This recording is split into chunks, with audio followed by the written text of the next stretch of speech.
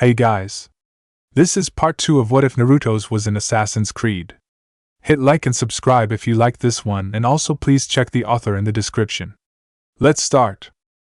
We are paid, that's all. We are God.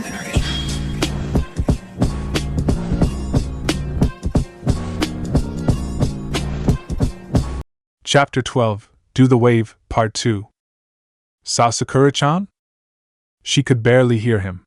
She tried to focus, to concentrate, so that she could hear Uzumaki Naruto speak, but she wasn't able to. An iron fist seemed to clamp down on her lungs, pushing it back, compressing it. 1 second, she was standing, fear running through her like venom. The very next second, a white-hot slash of pain, utter and absolute pain, and then it seemed to slowly recede. She felt herself becoming light. Sakura-chan.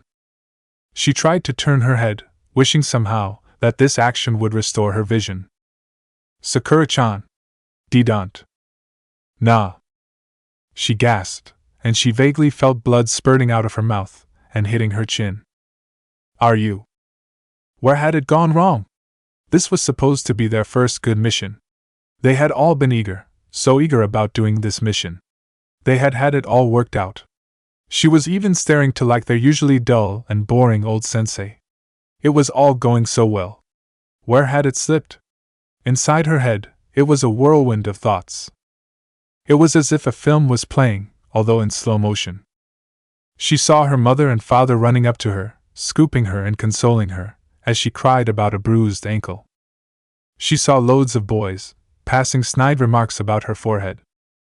She saw Ino give her a headband, a pink one, to match with her hair. She saw Sasuke walking out of his house, with his hands tucked away in his pockets. She saw Iruka-sensei screaming at the other students for not studying for the test. She saw Naruto, ever smiling and shouting about the Hokage. And out of nowhere, all those sensations smashed into one, the feeling of raw joy snowballed into one with the depths of sorrow, and it was too much for her. Her lips started to tremble, and cold was gripping her, slowly yet surely. She could sense her heart waging a losing battle. And then, it closed in on her, that terrifying realization that this was it, the end of the road, and with nowhere left to go, she was going to die. She cried. And finally, she saw a flash of white robes. An angel? With a sharp crackling sound, her world exploded in a shower of gold. Ezio Auditore stood still. He closed his eyes and opened them. Everything went black for a second, but only to be re-illuminated in unnatural shades of black and blue. There stood the enemy, illuminated in red, and 2 targets, illuminated in gold. One lying down, and one standing. And although Ezio noticed it really late, there was another one, and had he seen it immediately, he would have seen a figure illuminated in bright white. Ezio Auditore wasn't taken aback when the 2 men had clashed. One man, presumably the teacher of his 3 students, had gone up against the other. Ezio had caught snatches of words like demon and mist. Neither was he taken aback when the blonde-haired young boy had lost all semblances of speech, right after the enemy had tricked their teacher, only to inflict a fatal wound on the girl. The boy had quite simply receded into his own shell, understandable, due to the shock. He wasn't taken aback when the other boy, his friend, had leapt in an attempt to kill their enemy, only to be thrown back with bone-shattering force. And that was when it had started to happen. The blonde-haired young boy had screamed. Ezio Auditore had heard plenty of people scream. He himself was the cause of a great many of them. Screams of pain, screams of anguish, screams of agony, screams of fear, screams of rage. But this was not any of those. This was the scream of something inhuman, something that had awakened from its slumber, ready to maul, to strike, to maim, to kill. And as the scream reverberated throughout the island, Ezio Auditore felt the object twitch. He knew not whether it was a response or a coincidence. The scream grew in intensity, and Ezio could start to feel it change. It was continuous, like a wall of sound heading towards you and you alone, and it was changing. The scream was becoming more primal, more beast-like. Subconsciously, Ezio's pulse quickened. His breath started growing shallower, and to his consternation, his right hand seemed to tremble. "What is happening? Who is that boy? What is he?" And amidst all of that, amidst the screaming, Ezio Auditore turned, as a flash of bright white caught his attention. Ezio's breath stopped in his throat, and his heart seemed to stop beating for just a second. The man in the portrait. The screaming ceased. For a second, it had seemed as though not only him, but the entire forest too was screaming aloud, in unison with his scream. He fell to his knees. It seemed to originate out of nowhere, it had no source, and yet it came from everywhere. It was soothing, calming. It was only a whisper, but Naruto could hear it distinctly. A soft voice, singing a lilting tune. Hidden at first like blood on a rose. Let me tell you a little story. Hatred is sealed in all of us at time of birth. This seals that holds hatred back is strong, initially. Naruto didn't know why, but the tune soothed him. It was like balm to a searing wound, and Naruto couldn't help but smile as the warmth spread throughout his body. Wicked demon, your eyes stay closed. However, hatred is willing to wait. It doesn't show itself in our childhood. I'll bide my time, it says. Later on, however, a small crack seems to appear on the seal for the first time. We have called upon hatred for the first time. Naruto stared back up at the behemoth in front of him. He looked into its eyes, and it seemed to smile back at him, welcoming him, enveloping him in its warm embrace. And then, with time, the petals fall. Hatred smiles wryly while obeying our command. Unknowingly, we have already started hurtling down a path of no return. Naruto didn't flinch. He stared right back at the fox. The smile seemed to vanish, to be replaced by a snarling maw, teeth bared and ready to rip apart anyone who dared to stand in front of it, to resist its terrifying power. Nothing is hidden, nothing at all. Time passes, and as we repeatedly summon hatred to our aid for various reasons, the seal weakens.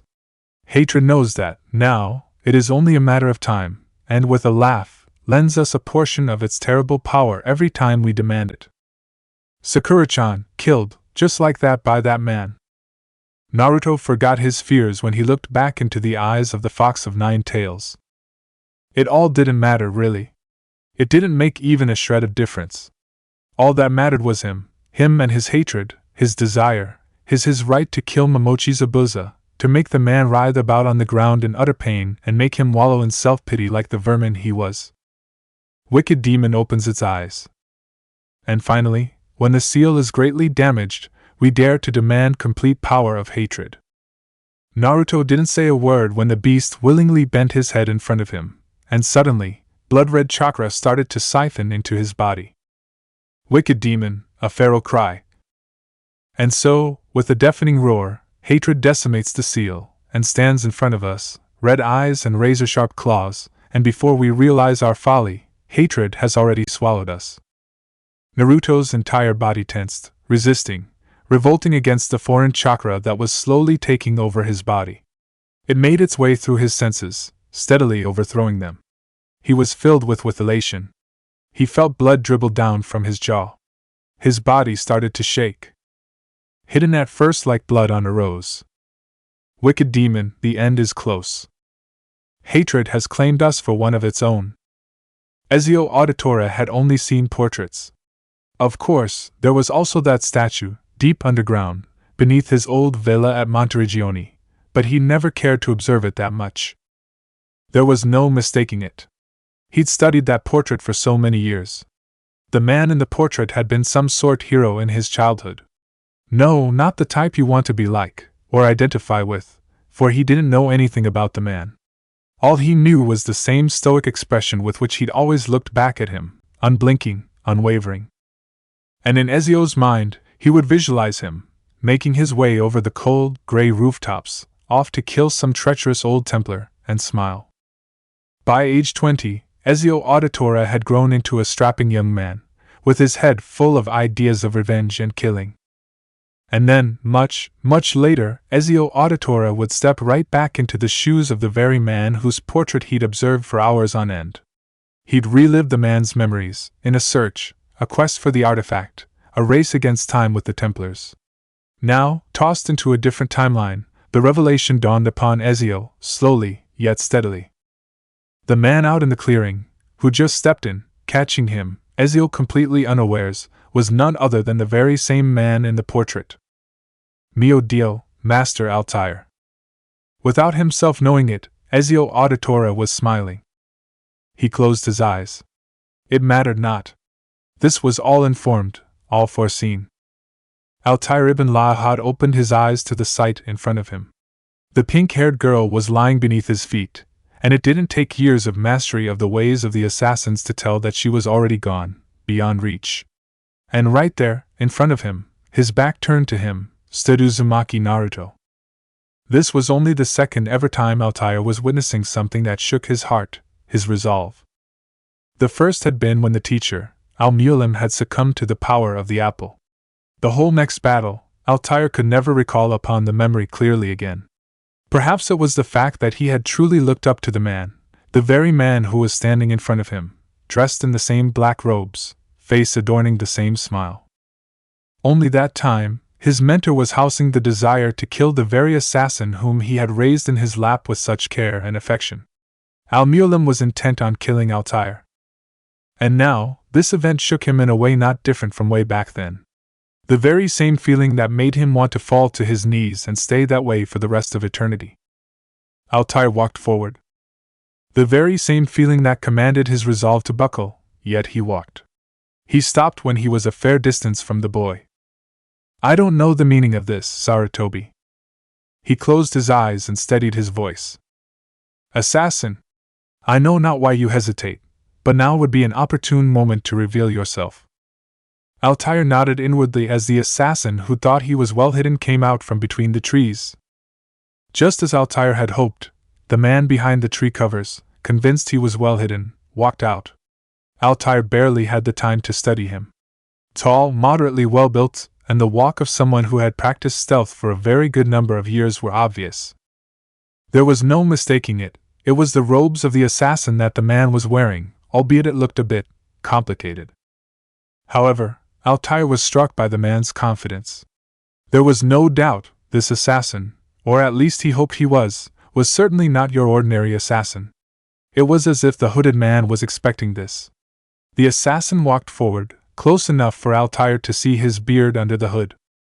Stopping short, he inclined his head to the right calmly, as though he was used to this happening every day. What do you suggest, Master Altair? Altair knew not how this assassin knew of him, but he was forced to put that to the back of his mind for the present. Explanations could wait. He himself was waiting for one on the part of Sarutobi. The artifact. The assassin drew the apple of Eden from within his robes, just as Altair knew he would. However, what Altair wasn't expecting was his own artifact to start glowing, in resonance with the other assassins. Both of them looked at each other. It was evident that neither of them knew what was happening. Curse you, Sarutobi, the next time I do something for you will only be after I have received a more than satisfactory explanation. Skasami, but do you know what is? With a loud, resounding crack, the two pieces simultaneously exploded. The world was engulfed momentarily in a brilliant shower of gold. Only momentarily, though. Altair was thrown back with shattering force, and as he landed a few feet away, he could see the other assassin get knocked off too. What in the name dash? Suddenly the vision in front of him faded. The forest, the trees, the water, it all just receded. Instead, he was in a rather strange place. His vision blurred as he shook his head. He was winded, and found that he was panting hard, for no reason at all. He closed his eyes, and opened them again. It was still the same vision. There was just emptiness everywhere. There was no floor, nor was there a ceiling, no sky or clouds. No surroundings, just empty, blank space everywhere and nowhere all at once. Still lying down, he tried to refocus his eyes once again. He suddenly heard the sound of a throat being cleared. He looked up, his brows furrowed. Obviously, this was the piece's doing. He was not completely foreign to this feeling. Of course, the first time Al-Mualim had triggered it had had a far greater effect on him. This time, however, was different. There were two of them, and they'd both been pulled into this, illusion? Or was it only one of them in the illusion, and the other? Here, you look like you need help, master. His vision cleared to reveal the man standing in front of him. Altair looked up, to see that the man's hood was no longer drawn to reveal a youthful, somewhat elegantly carved face. His keen observation didn't miss the scar across the man's lips, and with a jolt, Altair realized that it was the exact same scar that was on his visage too. The man outstretched his arm, prompting him to grab hold and get up. Ezio Auditore differenza. Altair assumed that the man was telling him his name. It was the closest excuse to what sounded like a load of gibberish. Altair. I don't believe we have met each other before. In hindsight, Altair knew his reply had been curt, but it didn't matter at that moment. Ignoring the man's hand, Altair got up and dusted his robes. Without a second look at the man, Altair stepped forward gingerly. His foot was still steady. Shaking his head, he started walking forward. That happens to be the wrong way, master. They are this way. Altair turned round sharply. They are this way? He jumped ever so slightly when he found Uzumaki Naruto and the pink-haired girl, whom he thought beyond reach, lying down, eyes closed with an expression of peace adorning their young faces. Altair felt a weight drop into his stomach. Did he know? This assassin, he knows something, doesn't he? Altair blinked, and it happened very suddenly. Kill him. Altair's movements were quick, and his technique flawless. Reaching forward, he withdrew his hidden blade and turned, and in one fluid motion, his hand snapped down under the man's neck. Tell me what you know, asses. But before Altair could complete his threat, what he thought was a perfect strike was parried with nearly the same perfection. Two hidden blades kissed and pulled back. And again and again and again, Ezio slowly being pushed into a corner. Ezio Auditore didn't even flinch, as the master threw all he could at him. His face was even. The smile gone, the hood drawn, Ezio Auditore, by a cruel quirk of fate, was up against Altair ibn Lahad. It had happened within a fraction of a second. He barely had time to think, to process what was going on, and yet, he was Ezio Auditore after all. This is no time to think, Ezio. Every single strike was dodged, and Ezio never stepped forward, never retaliated, and yet was neither scathed nor surprised. He only had a vague idea as to why this was happening, and if he was right, retaliating was futile. The only way out. Ezio always possessed uncanny reflexes, and even with those reflexes, for a second, Altair had seemed to move with unnatural speed. And after that, he seemed to move with a near-savage approach, almost inhuman.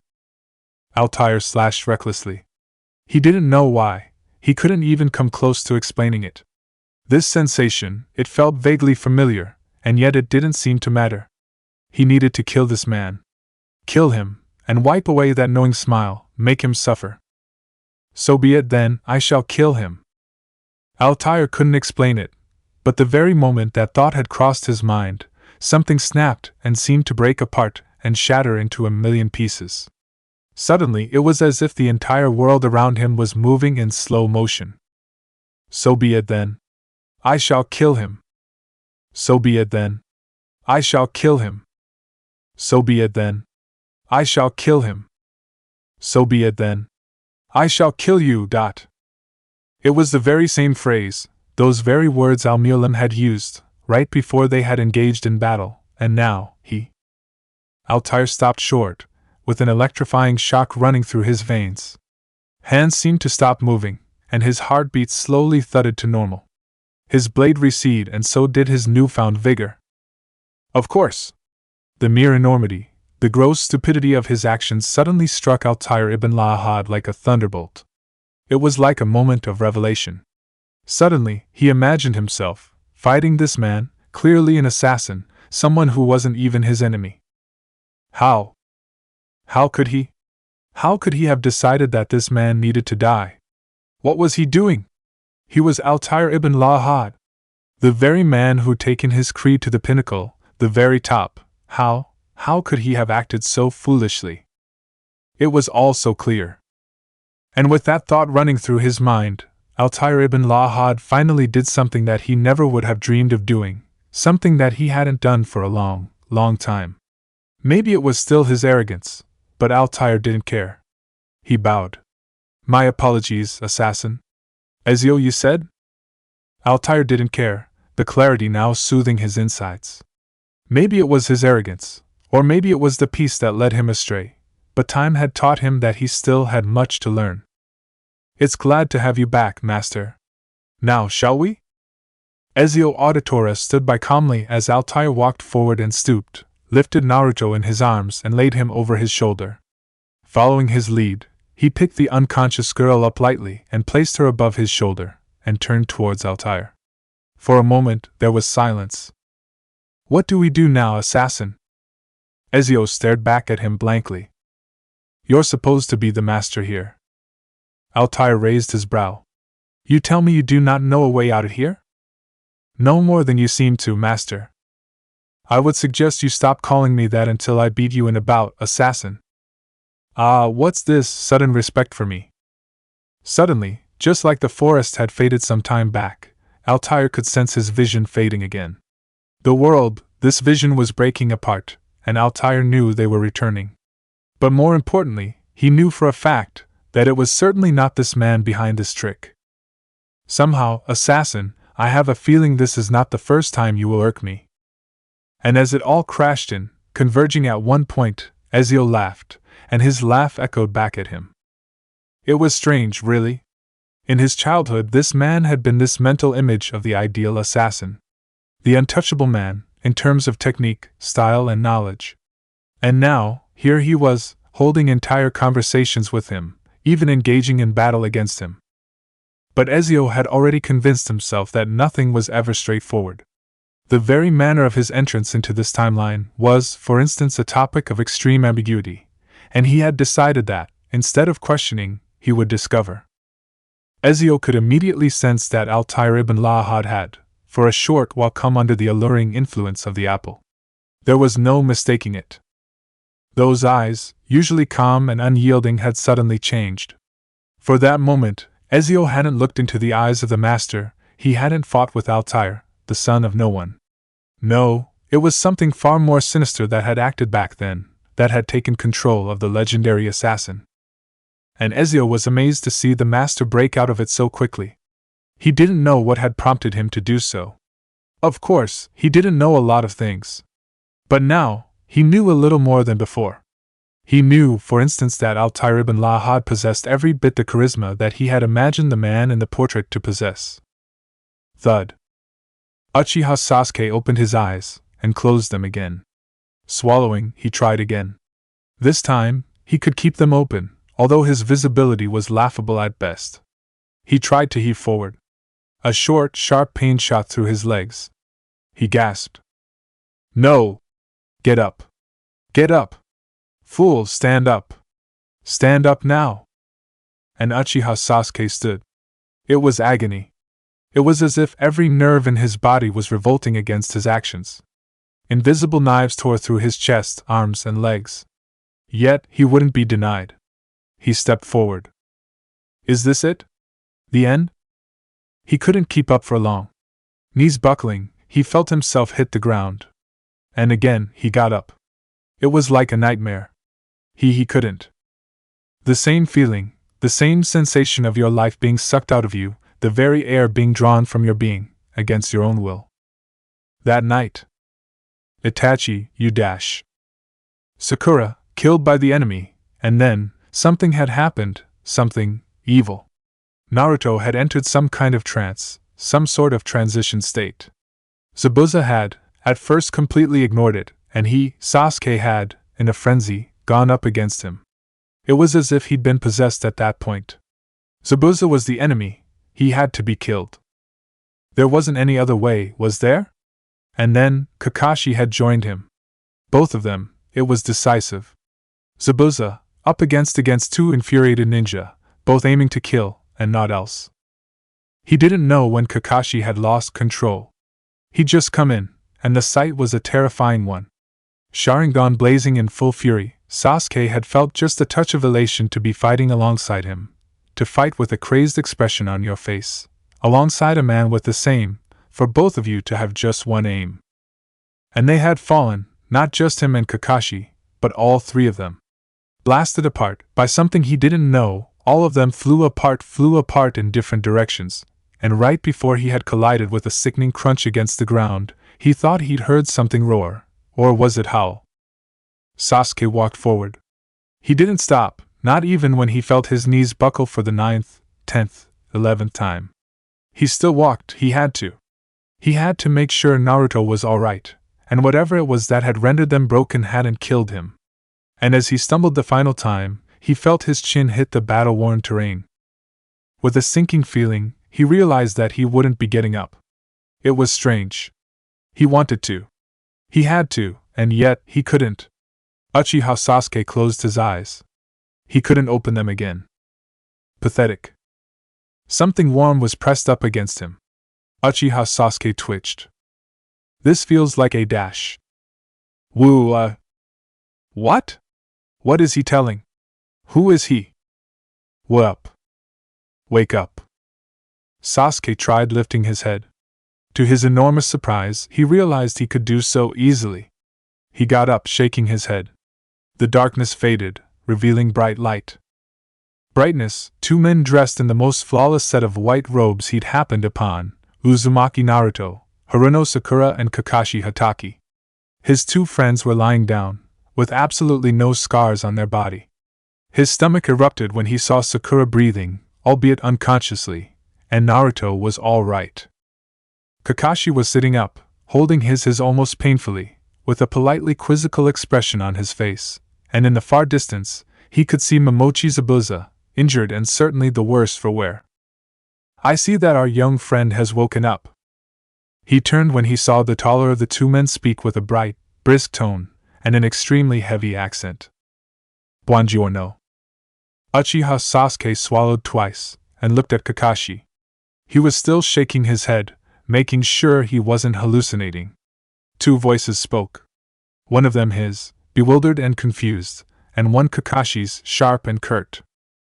Who are you? We are. The shorter man with the startling gray eyes opened his mouth to speak, but closed it with a disapproving frown when he was interrupted, almost rudely, by his companion. Ezio Auditore and Altair, something to do with a bird, was it? When Kakashi opened his mouth in uncertainty, the taller man, Ezio, clarified, sensing his lack of understanding. Only the most interesting men in your life. Chapter 13, Character Chronicle, Son of No One. To say that Altair ibn Lahad was good at what he did would obviously be an understatement of gargantuan proportions, as simply watching him do his job would prove you wrong. As the title suggested, he was a master at it. Son to two assassins, his mother had died immediately after his birth. That had left him with his father, Umar ibn Lahad. Altair had never dwelled on the topic of his mother too much. To him, life was at Masyaf, and walking about the streets, criticizing the teachers and their lessons, and how it was all completely useless anyway. To him, life was playing with the boss, and winning at the various increasingly asinine competitions they would hold. The corners of Altair ibn Lahad's mouth twitched when he recalled a certain instance where he and a boss had gotten into quite a bit of trouble over one of their contests. Altair closed his eyes, and slipped into his memory's clutches. The bird, son of no one. Do it! Altair faltered. Was Abbas mad? Abbas, that's not a good idea at all. If Baba were to hear of this. Abbas's raised eyebrow was enough to convince Altair. Abbas would never let him hear the end of it. But this was a cheap shot, below the belt. To confess his love to the commander's daughter was, well, a cheap shot, an unfair challenge, to the 14-year-old Altair. The air seemed to pick up a bit of cold, heralding the onset of dusk, and Abbas nudged him forward. The problem was, not only the two of them, but the entire group of friends would be watching Altair's heartfelt confession to Sana Seher, Iqbal Seher's daughter. Altair turned around accusingly, only to realize that most of the other boys were hidden, and waiting for him to make good on his end of the bargain. And so, praying to the gods that nothing much would come out of this silly issue, Altair stepped forward boldly, stopping the young girl in her tracks by clearing his throat. Sana Seher turned around, and jumped when she saw Altair standing behind her. "What is it, Altair?" The lights were slowly beginning to fade, and the torches were presently being lit, with the usual smell of burning fuel. And yet Altair could clearly sense that the girl was blushing, and the tone of her voice made him uncomfortable. The girl was still waiting, looking at him eagerly. "If Iqbal or Abba don't kill me for this, I'll make sure I do it myself. You see, I am." The girl seemed to get even more excited, sensing what was coming, though Altair knew not how. "I love." It happened so suddenly even Altair was caught unawares. With a delighted shriek, Sana Seher threw herself with such force at Altair that he was knocked clear back, and they both landed on the ground with a bump. Altair blinked rapidly several times. He thought he heard a few derisive snorts of laughter from behind the buildings, but of course, that took second priority over the fact that he was lying in the middle of the Masyaf courtyard, locked in a tight embrace administered by none other than the commander's daughter, Sana. There was silence after that, though. They seemed to remain in that position for quite some time. Feeling the need to break free, Altair patted her back gently, her head still nestled firmly on his shoulder. "Sana? I love you too." The words seemed to tumble out of her mouth. Altair couldn't really blame the girl. He was Altair ibn Lahad, only one of the most talented and gifted young men to be born into the order. He was not tall, hulky or aggressive, yet he was just the right height, lean, muscular, and gave off the hands-off feeling to everyone watching him. Of course, he hadn't had much contact with this girl. Sure, most of the boys talked about her dreamily, but Altair suspected that was because she was Iqbal's daughter. They were going to serve him one day anyway, so why not marry his daughter? Altair was never one to think that way. In fact, to say the very least, he was disgusted by the bootlicking attitude that some of the boys displayed. It struck him now, the foolishness of his action. To confess one's love, here, to another, in their culture, in their society, was to marry, in effect. And he wasn't oblivious. Ever observant, he wasn't impervious to the glances that he received from the opposite gender after he'd reached the age of 13. Much to the envy of his friends, they would giggle whenever he would walk past, and point, and giggle some more. Altair had paid no heed to all of that, though. His father was one thing.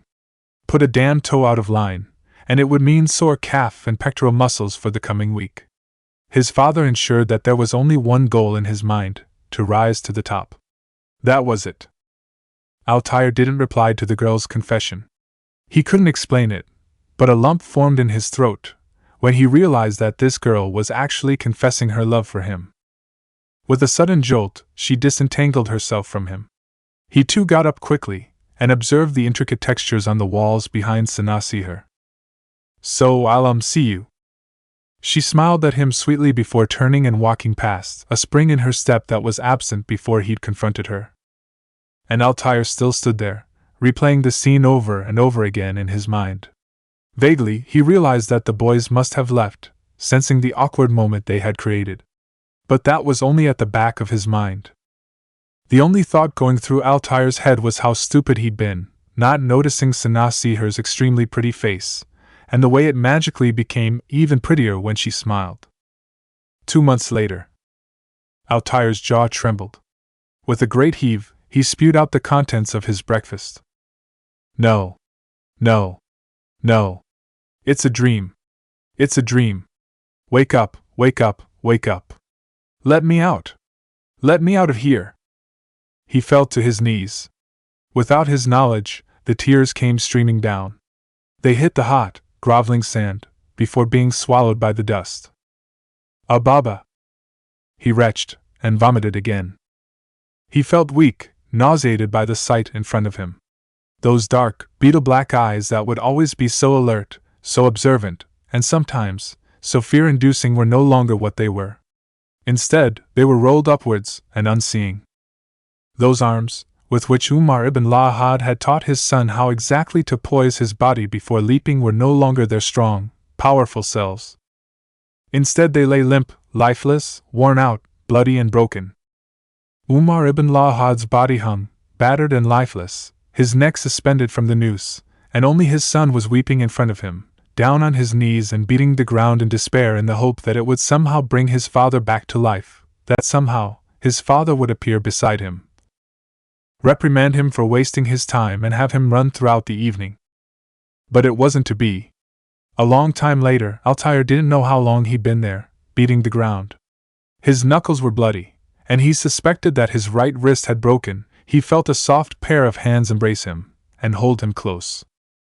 And he wept into her chest as she held back her sobs too. He's gone, Sana. He's left me too. They've left me. He didn't know how it had happened. Sure, there had been an ambush, but at Masyaf, ambushes like these by the Templars were merely a training ritual for the Greenhorns. There was absolutely no way it could have collected this much momentum.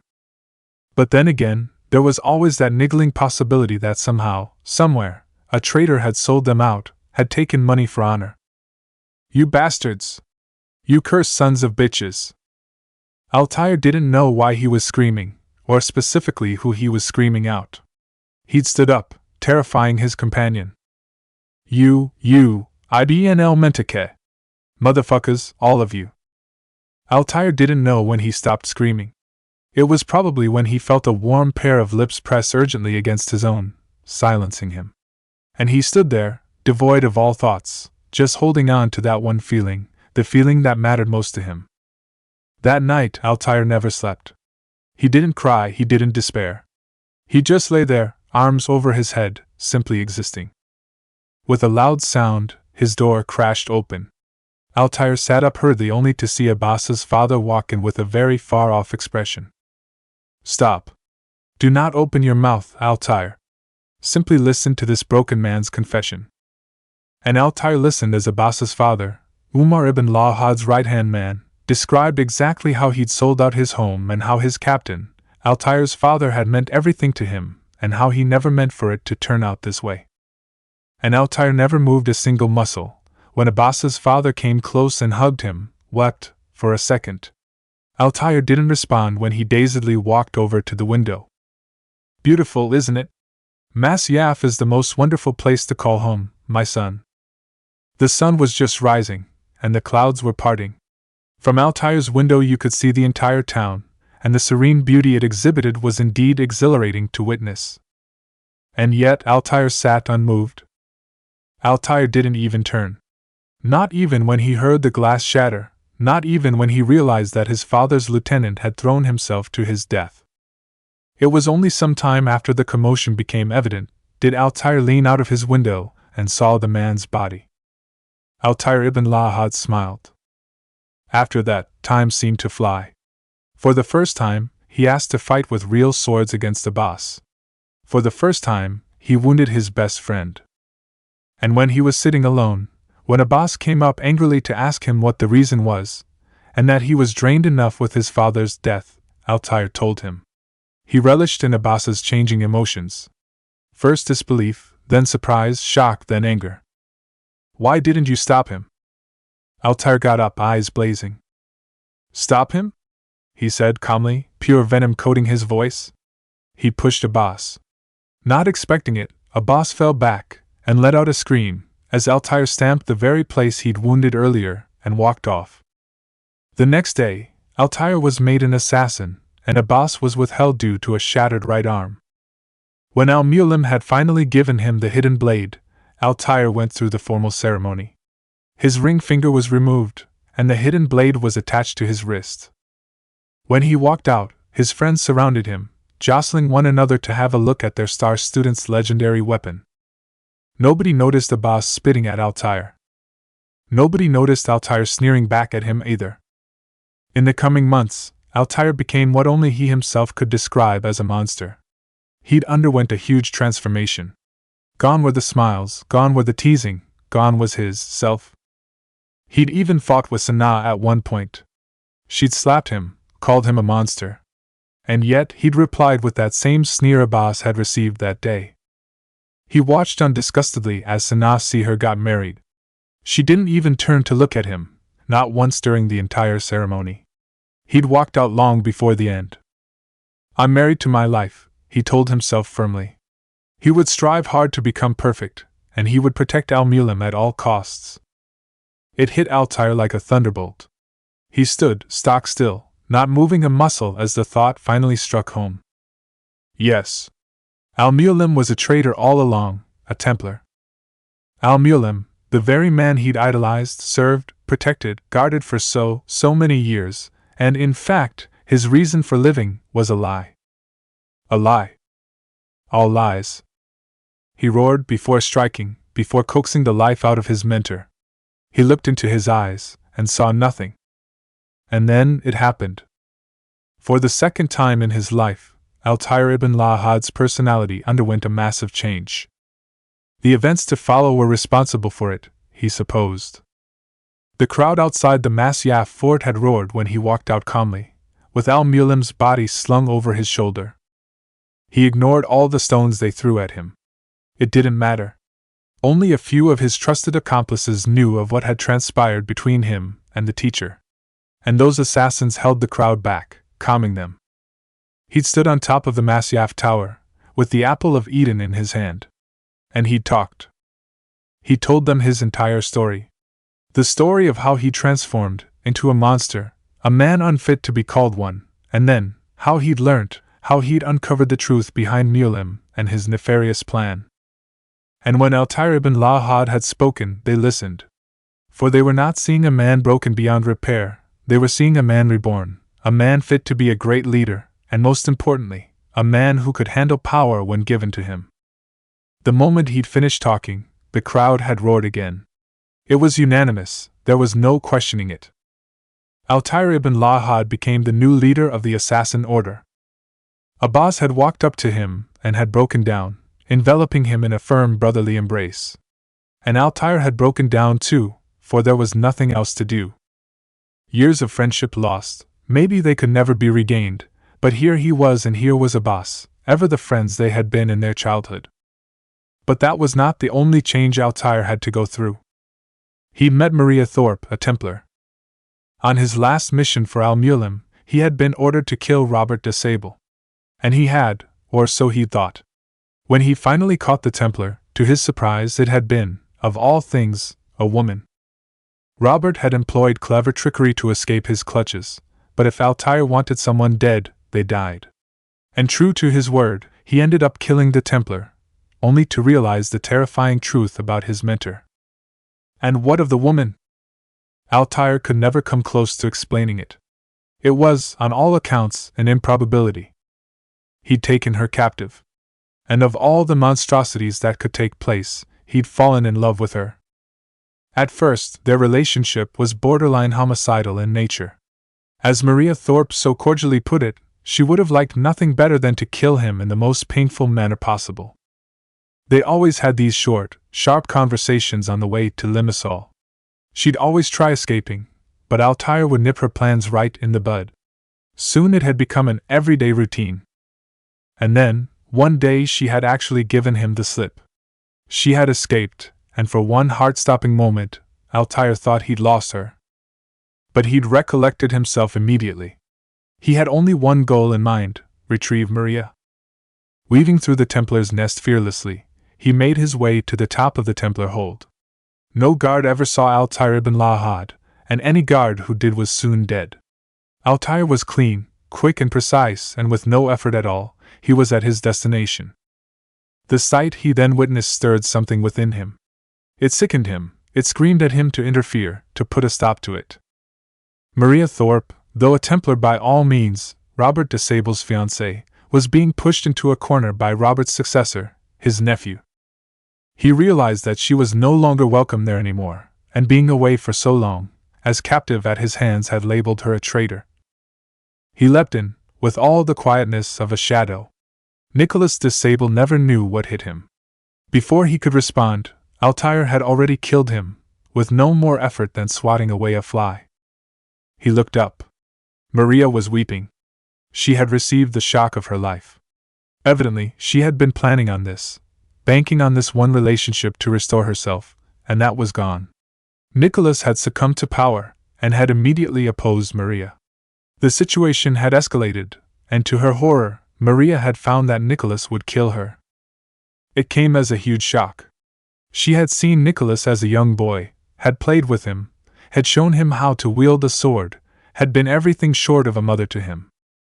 Altair didn't say a word.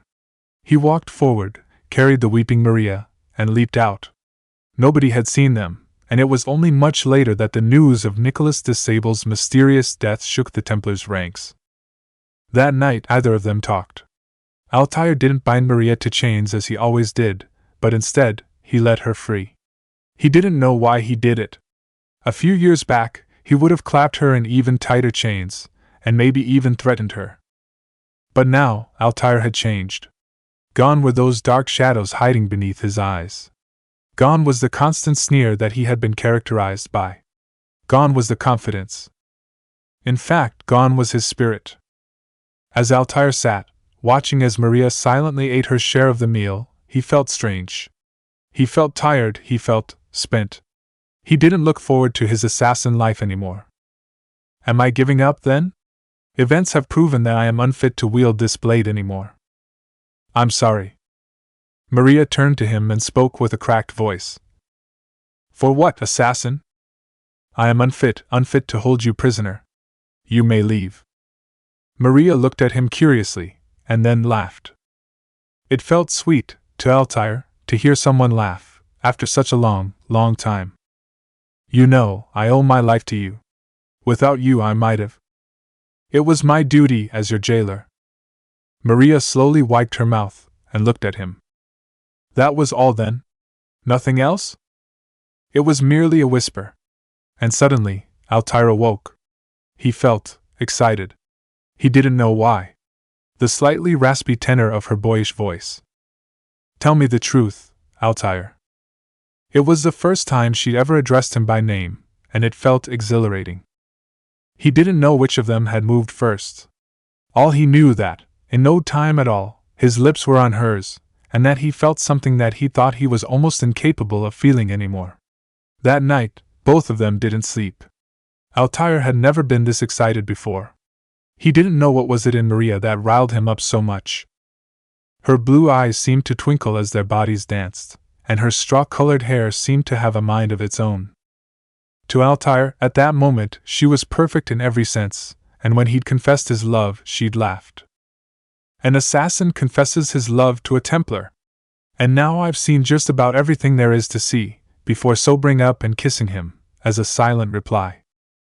When they traveled back to Masyaf, Altair had been the one who was worried. He instructed her to keep her Templar roots a secret.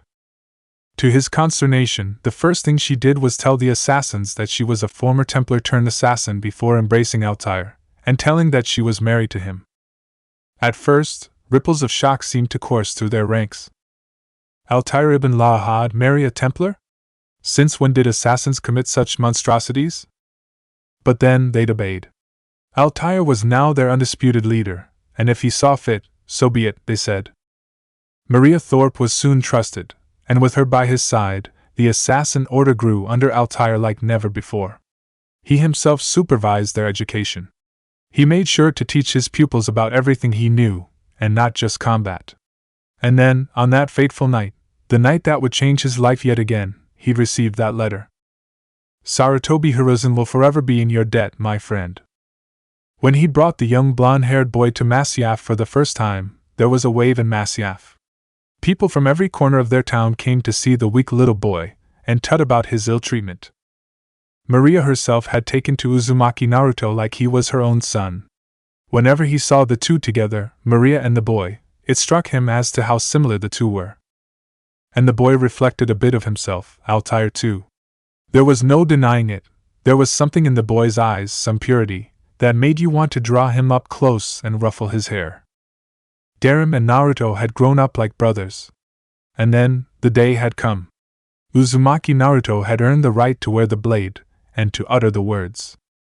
And something funny erupted in his stomach, when he and Maria watched him make his first leap of faith. Not only was it a reminder as to how much the young boy had grown since he'd set foot at Masyaf, it was a reminder of how much Altair had grown too. Two changes had affected his life. The first had been his father, and the second had been Mulim. For a short, horrifying period, he'd steeped into the shoes of not a man, but a beast. But Mulim had snapped him out of it. Altair ibn Lahad was convinced, if he would ever allow a change to affect him again, it would be because of Uzumaki Naruto. La she hakika, kalo she mumkin. As Altair ibn Lahad watched the young boy stir, and Ezio, the other assassin, explaining to the boy's teacher and his friends, he felt confident. Whatever may stand in our way, I'm sure we'll overcome them. When the black-haired boy and his teacher turned to him, Ezio explained brightly. Oh, he slips into those lapses often, don't you, Master Altair, son of bird, Lala? He ground his teeth and looked at Ezio. You seem to possess a death wish, assassin. Chapter 14, Do the Wave, Finale.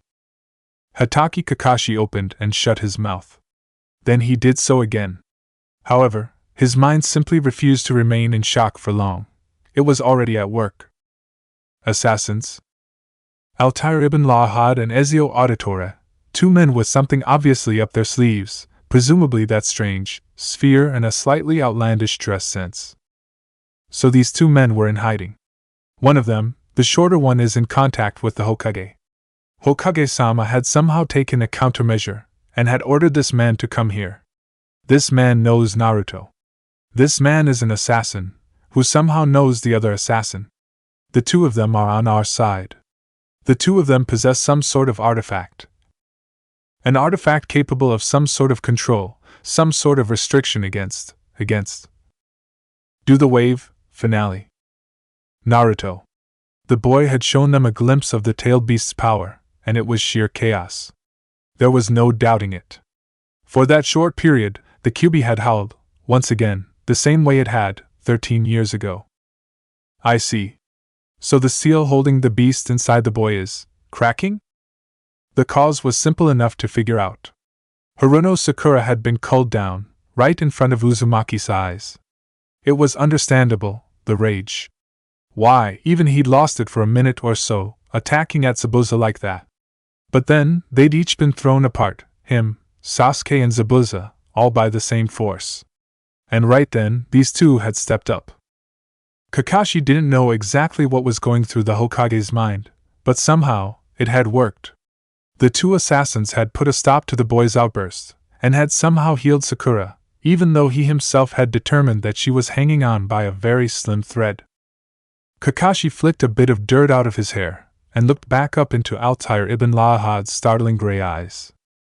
As Altair opened his mouth to speak, the other man, Ezio, laid a hand on his shoulder.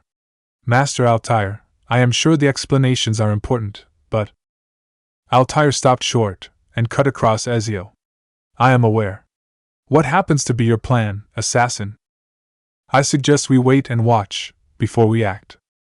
Sure enough, both Altair and Ezio turned simultaneously, as a man walked out of the clearing. Slightly on the plumper side, the man looked like he was having a very unpleasant time walking. Dressed in an elegant suit and a hat, he swaggered over to the worn and battered Momochi Zabuza, completely disregarding the two assassins and the others. Altair and Ezio looked at each other, and they both shook their heads at the same time. Wait and watch, before acting. Heh. Looks ya screwed up bad, ya little shit stain. Kakashi's eyes widened. This man, walking out so boldly, had just kicked the demon of the mist. Is he dash?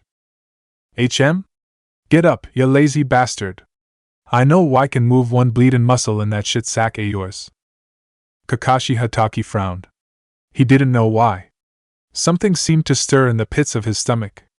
This man was obviously Zabuza's employer. This was the cause of the whole ordeal him and his students were forced to go through. Tazuna was the bridge builder, after all, a pretty important person for all his snobbishness. Then that meant? This is the man who must want Tazuna dead, and pretty badly at that, to employ the services of the demon of the mist. The plump man seemed to growl, apparently displeased at his employee's inactivity. I said, get up, why fucking shit.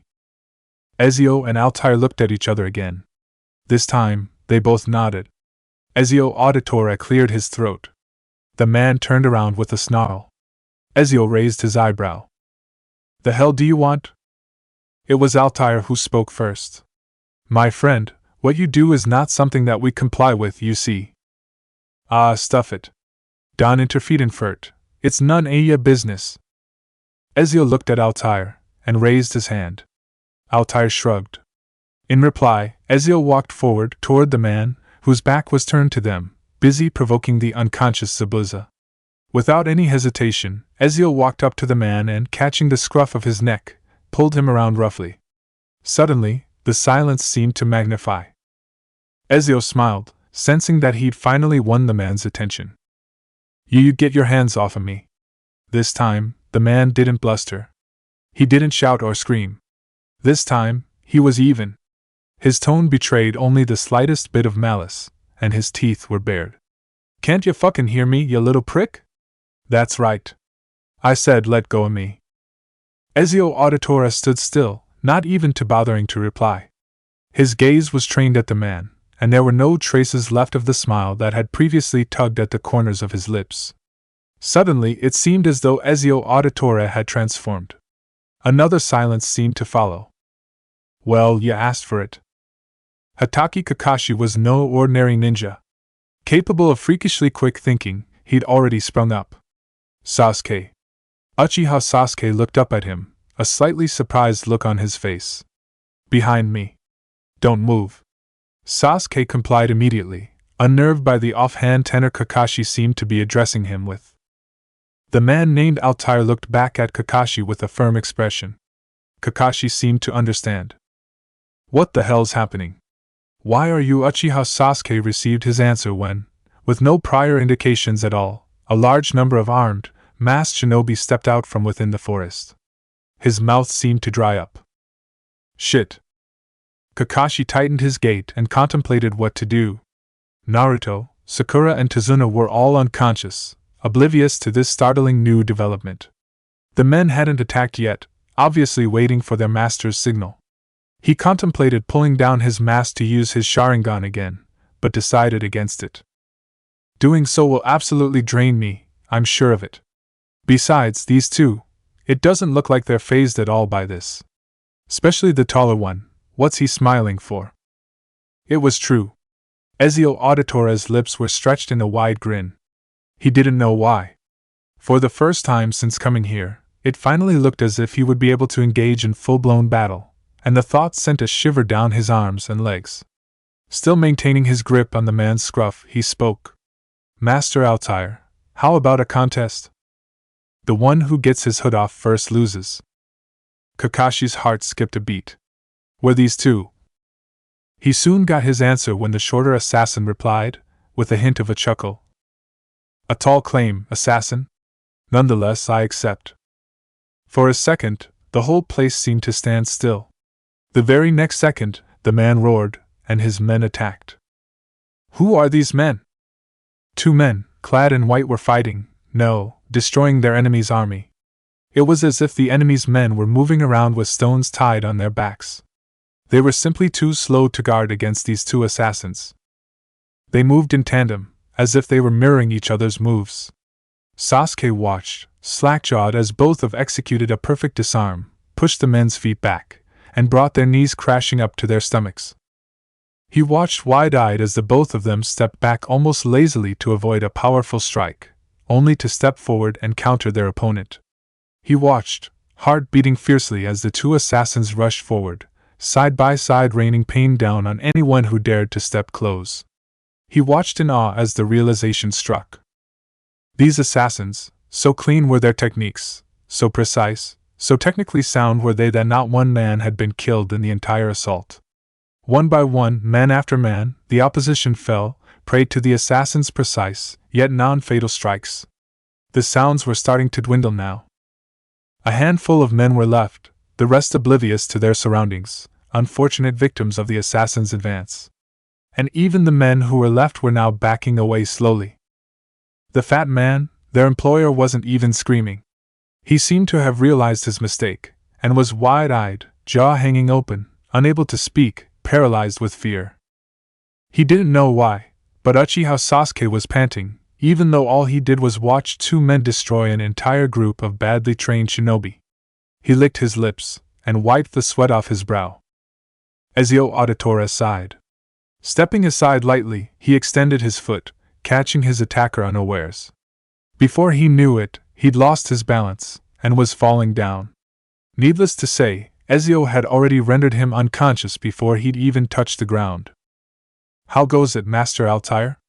He turned, looking at the other assassin, who was neatly dodging every attack his opponent threw at him.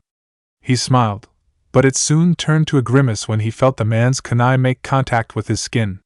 Turning around quickly, he acquainted his fist with the man's forehead, before turning to fend off the next enemy. Suddenly, they both turned, hearing a noise, only to see the kingpin making an attempt at an escape. "End it, Ezio, quick!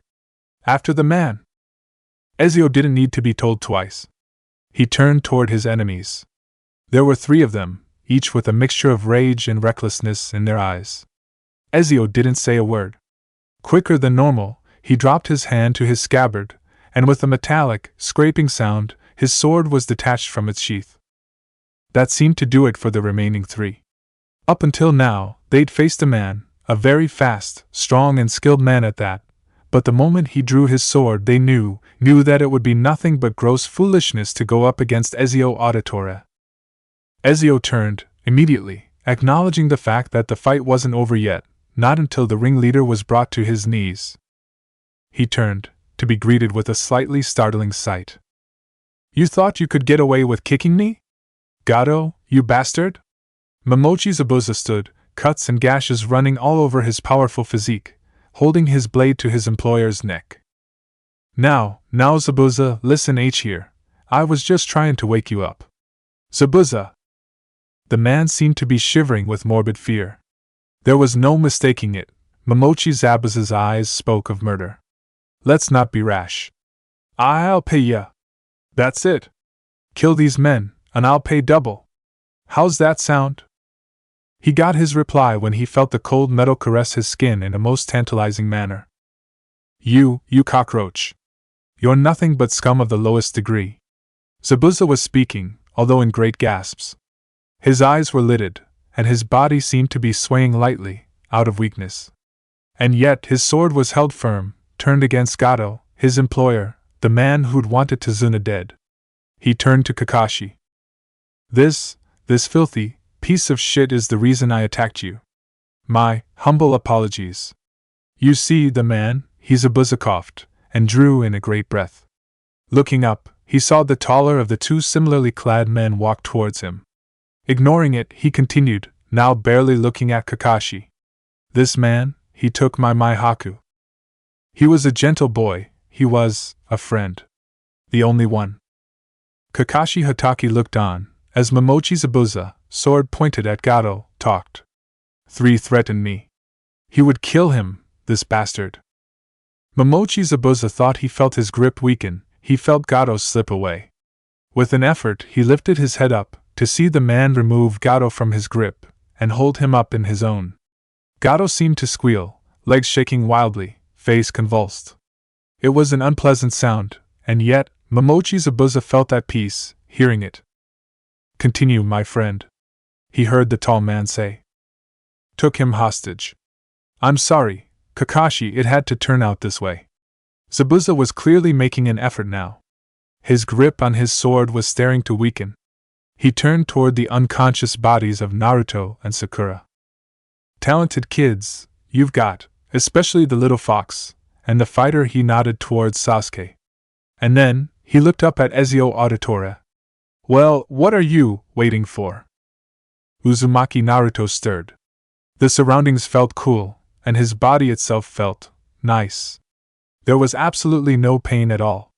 His eyes were still closed. In fact, he didn't want to open them. He wanted to keep them shut, and listen to the sounds, take in the smells some more before he opened them again. The wind was picking up, and vaguely, water seemed to lap somewhere, far off in the distance. He could hear the slight rustle of leaves. And he could hear voices. One was frantic. He couldn't make it what it was saying. The other was calm, cold and collected, and it seemed to scare him just a little bit. It sounded like Master Altair when he was very serious. He knew. There was no rushing sensation, no massive inflow of thoughts, no memories flooding his head. Instead, he knew perfectly what had transpired. Sakura had been killed, and he'd lost control.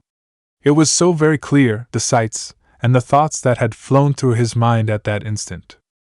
That song, that voice, soothing and calming, tempting and luring. And then, it had snapped. Some explosion had split them apart, him and the QB, the warden and his prisoner, the man and the beast. And after that, he'd felt put back in place, rectification. He knew Sakura had been revived, proof that she was breathing lay right next to him. 2 times.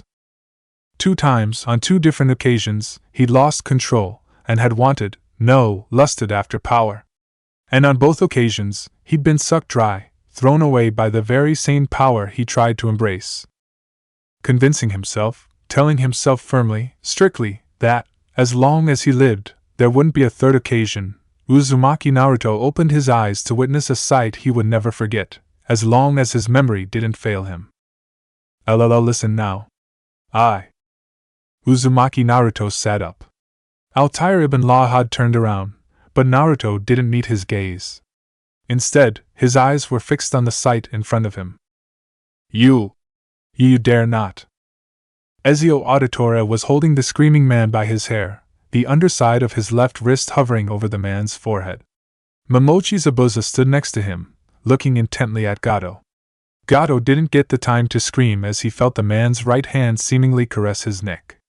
His lower jaw trembled, and he broke out in cold sweat.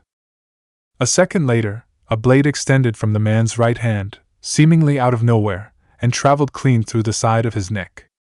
Gato dropped to the ground, eyes lidded, neck bloody, and face still contorted into the ghost of his last scream. Momochi Zabuza collapsed, at the same time. His knees had given way to duress, and the strain was too much. The last thing he heard before he closed his eyes was the tall man spit at Gato, and mutter some strange words. Requiescat in pace, bastardo. Yet again, in a place far, far away. The man looked up, and shielded his eyes. Was this some sort of trick? Strange place, this world. The surroundings were almost entirely shaded in thick shades of dark green and dark blue. Some strange bubbles were rising and falling of their own accord. In fact, you couldn't call it some anymore. As he looked on, he could spot hundreds, no, thousands of tiny bubbles, all oscillating lightly. And then it hit him. Of course. This was the sea. A blanket of bubbles, rising and falling, all emulating the waves. His head seemed to spin as he stood up and looked around. In one corner, there stood the sun, blinding as always, the one ray of hope amidst the enveloping, suffocating darkness. And he ran after it, chasing it, that sun, the hope that one day, he'd actually do something worthwhile with his life. In a world without gold, we might have been heroes. His lips stretched to form a grin as he hummed to himself, chasing the ever-eluding sun. What will we do with a drunken sailor? What will we do with a drunken sailor? What will we do with a drunken sailor? Early in the morning. Chapter 15, Revelation. Momochi Zabuza collapsed, at the same time. His knees had given way to duress, and the strain was too much. The last thing he heard before he closed his eyes was the tall man spit at Gato, and mutter some strange words. Requiescat in pace, bastardo. Revelation. A second blade. Altair pulled Ezio back, and whipped back his right sleeve, exposing the second hidden blade in Ezio's possession. All assassins, when they were inducted into the order, were presented with this symbol of maturity. The legendary weapon, the accessory which signified that a man would now follow the tenets of the creed until his very last breath. The hidden blade was the assassin's most trusted weapon. Yes, there were swords, knives, small ones and big ones, ones that could be used to throw, or as a makeshift blade, but the one thing that an assassin always relied on was his hidden blade. With a simple summon, it would descend to do its master's bidding, no questions. The blade would never rust, nor would it malfunction. It would never fail its master. Very intriguing, Ezio Auditore. Altair's eyes danced with the blade's lithe, sharp form, an exact replica of the one on his left hand. It didn't require the sacrifice, and would give an assassin the added up-the-sleeve weapon. I quite agree, Master Altair, but something tells me there are more pressing matters at hand. The boy, for a start. Altair turned around slowly and met Naruto's eyes. Everyone became silent, sensing the significance of the meeting. You won't punish me for oversleeping, will you? Haruno Sakura blinked. Her vision was bleary. She could make out a few shapes and forms in front of her, until Kakashi-sensei's head suddenly popped into view. 5 minutes more. Sakura murmured to herself, before snuggling into something soft. A whole minute later, she shot upward, realizing she wasn't in her bed.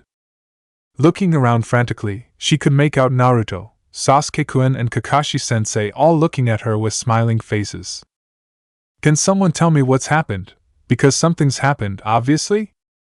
Her vision was still clearing, and everyone were still looking at her, as though waiting for her to regain her senses properly. Sakura tried retracing her memory. Yes, something had gone wrong. Kakashi-sensei was fighting Zabuza, then Zabuza had somehow deceived Kakashi-sensei, and then… That was it. She seemed to hit a blank wall. There was nothing. Her brain seemed to tell her to stop searching. She tried again. Yes, there was a battle between them, a lot of water, they'd even been drenched, and then Kakashi-sensei had somehow beaten Zabuza, and yet, he'd slipped. Yet after that. Again, she drew a blank. She ground her teeth. What the hell happened in between, then? Suddenly she stopped thinking. That was it. Her brain ground to a halt when she felt a pair of warm hands envelope her, and hurriedly retract themselves, as though they feared for their lives. Sakura looked up, wide-eyed. Right, yeah, glad to see you, Sakura-chan. Wait. Did Naruto just… Nah, are you too? She coughed suddenly, feeling a hand place itself heavily over her shoulder, and pivot around it, turning her, slightly. She came face to face with a man, she would say, in his mid-20s, a prominent scar running across his lips, and an extremely well-chiseled face. Good morning. I must say you're much prettier when you're asleep. Both Naruto and Sasuke seemed to snort at that.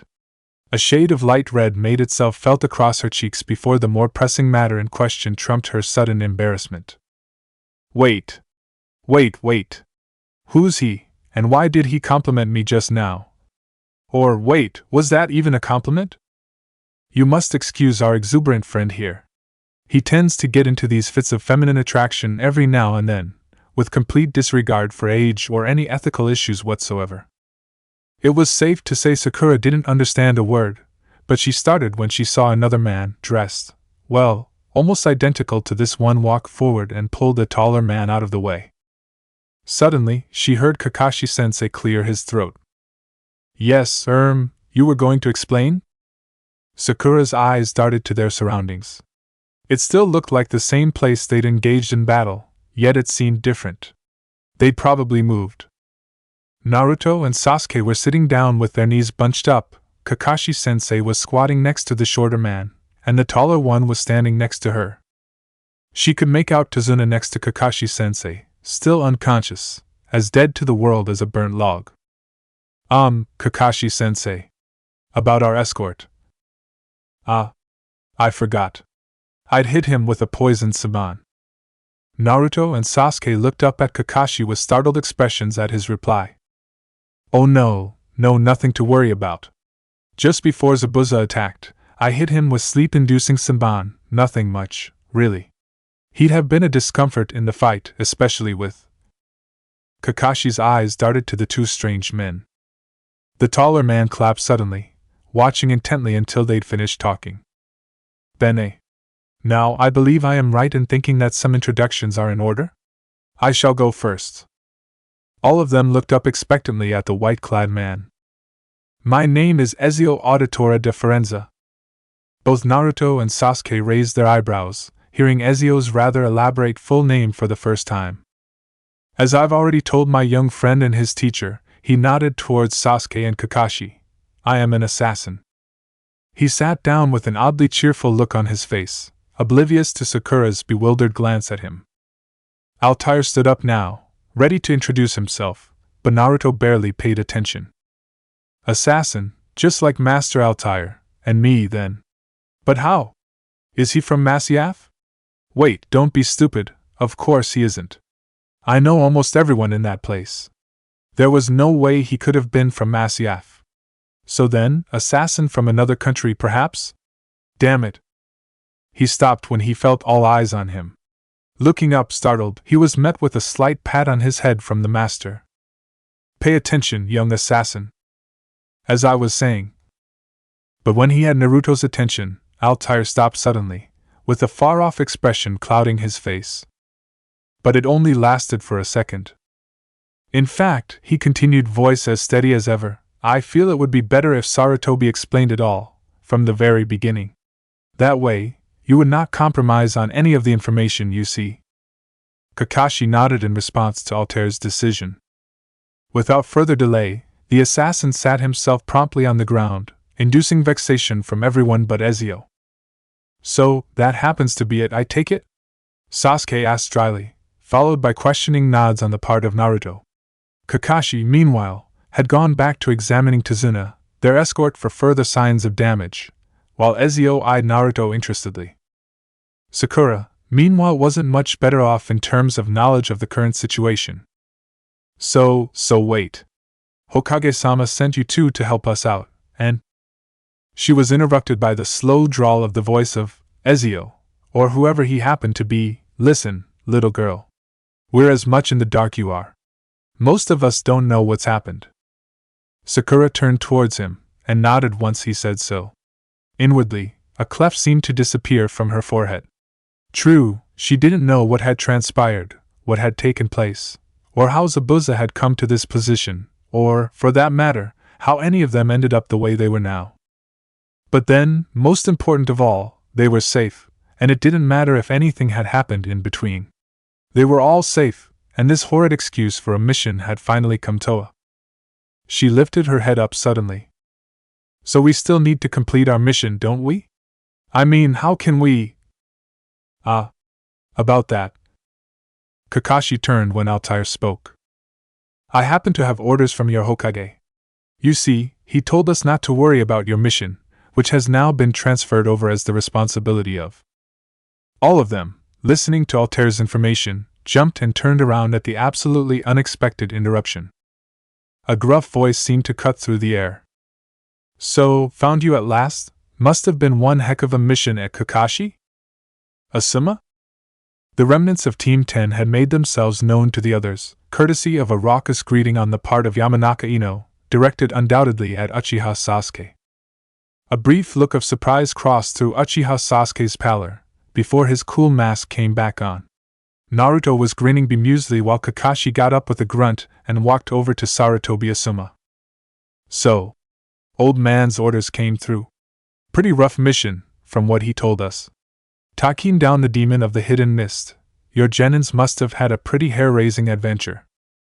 He inclined his head towards the three genin, now surrounded Ino and Choji, Shikamaru frowning at the two strangely clad men, apparently their allies, from what Hokage-sama had told them. Meanwhile, Altair and Ezio walked up to their new ally. Altair had been informed of this, of course. Sarutobi had told him that he dispatched a secondary team to complete the rest of Team 7's mission. In all probabilities, he meant this group, identical in structure to Hatake Kakashi's own genin team, 1 teacher and 3 pupils. Asuma looked at them, frowning for a moment. So, circus in town, I see. Sarutobi Asuma's less than cordial greeting seemed to irk Ezio Auditore. Barely raising an eyebrow, he countered the man's jab. Ha ha, funny man, I see. Whoa, take it easy there, assassin, it's all in good fun, man. Kakashi sighed. The thing was, he was not a very social person. He wasn't known for holding riveting conversations with every other shinobi he met. Asuma, on the other hand, just happened to be the most tactless buffoon on this side of the planet, known simply for pissing people off very easily. Shaking his head, he placed his hand on Asuma's shoulder, and shook it lightly. This isn't the time, Asuma. I believe you're here for something? Ezio seemed to relax too. He quirked his eyebrows, then chuckled. Interesting man. Love you too, old friend. Now down to business, as they say. Where's your escort? Kakashi nodded nonchalantly at Tazuna's still slumbering form. Asuma whistled. Ah. You seem to have escorted him well thus far. So, as old man Kage said, we'll be taking over, I guess. You're to head back to Konoha as quick as possible. Ezio was watching on bemusedly as Asuma filled Kakashi in on the details. Altair was standing by politely. Once Asuma had finished, Kakashi turned to the two of them. You two are coming along, I suppose? Altair shrugged. This was part of Sarutobi's orders. My part in this affair, I meant. As for Ezio. No, I do not think there is the slightest reasoning in me staying here. You see, where Master Altair goes, I go too.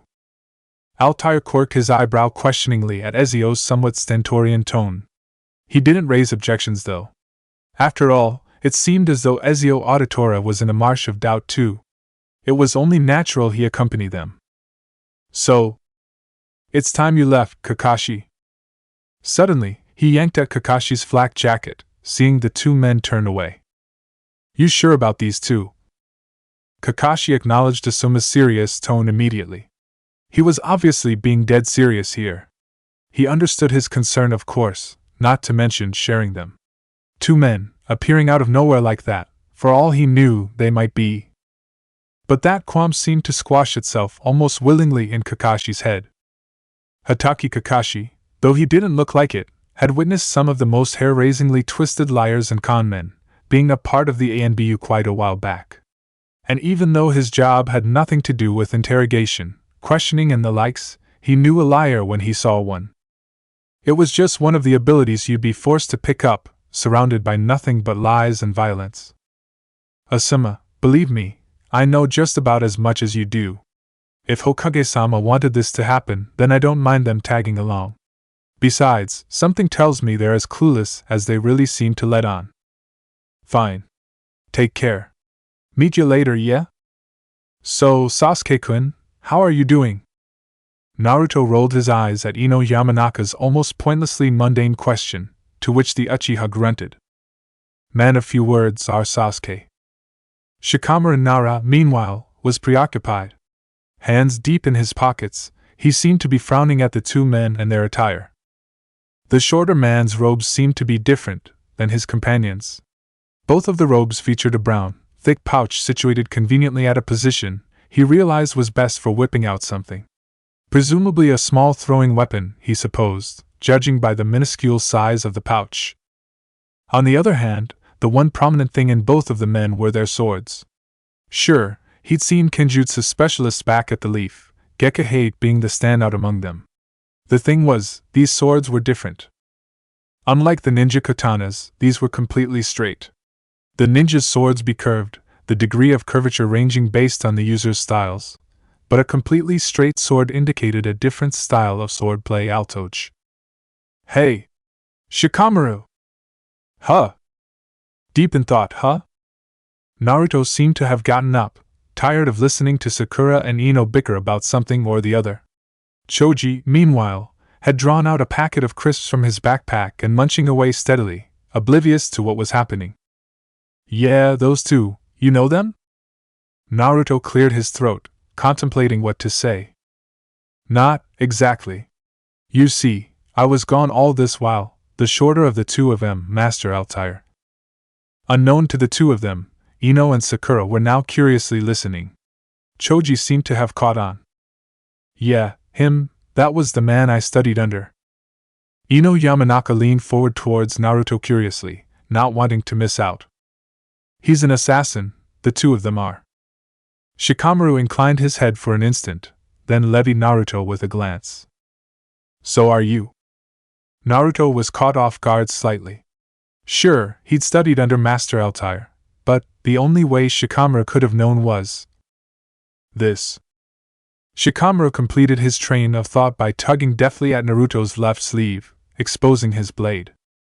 Naruto stared at Shikamaru. Keen, damn you, Shikamaru. To say the least, Naruto was impressed. Observing the fact that the one thing common between the three of them, Master Altair, him and the other assassin, was the minute bulge in the sleeve of their left wrists, was keen indeed on the part of the Nara boy. Naruto observed Ino's and Choji's slack-jawed gaze belatedly. Of course, he'd left the sleeve open all this time. Whoa! Choji's voice was barely a whisper, indicating he was in awe of the hidden weapon under the blonde's possession. Ino was wide-eyed. Where did you get that? You just heard me, I guess. I am an assassin. Ino opened and shut her mouth, then opened it again. You're different from back then, I mean. Naruto cocked his head to one side. This had to be the first time Ino Yamanaka was giving him importance over Sasuke. This indicated the fact that she was definitely intrigued. Or she's being nosy. What happened to you, Naruto? I mean. Naruto bit his lower lip contemplatively. On the one hand, Shikamaru already knew quite a bit about him already. If he actually cared to get off his lazy ass and do some research, Naruto would find that the Nara would put his information together to gather a lot about him. To gather a lot about me. What did he hide? His techniques? His combat style, known only to a certain extent by the likes of Sakura and Sasuke. He'd not played every hand at his disposal, that was true, alright. There were a lot of things he hadn't shown them yet. And then, of course, on a completely different note, he wouldn't put it past Shikamaru to find out about him, find the truth hiding inside himself. Still, you're no match for Sasuke-kun, I bet. Naruto turned at Ino's declaration, a smile on his face. No, it wasn't malice, or mockery. Are you sure, Yamanaka-san? Have you seen me in combat yet? No? I thought not. Ino was thrown back completely. With a start, she realized that this was the first time Naruto was addressing her head-on. And his suffix, Yamanaka-san, was uttered with a slight edge to it. She opened her mouth to admonish him, but stopped immediately when she realized the truth behind the blonde's statement. Just how good was he anyway? The kunai test had been an indication. An indication to the fact that you couldn't take the Uzumaki at face value. Sure, the first throw had been a mess-up, but the second one, and the third, and the fourth. Drawing a breath, she paused. We'll see then. When we get back. Till then, see you, Uzumaki-san. Naruto laughed at the way she threw the honorific at him, almost like a compliment to his way of greeting her. He was surprised, albeit pleasantly, at the fact that they'd actually held a civil conversation. She turned around, smiling before doing so, and running up to Sasuke and, of course, giving him a fangirl shriek-filled goodbye. Asuma walked up to them, apparently finished with Kakashi and ready to leave. Naruto looked up at him, eyes lingering on the strange sash, before meeting his eyes. Hello, Uzumaki-san. Pleased to meet you. It's nice to meet you too, Asuma. Sensei. Cigarette clamped tightly in his mouth, Asuma Sarutobi studied the kid.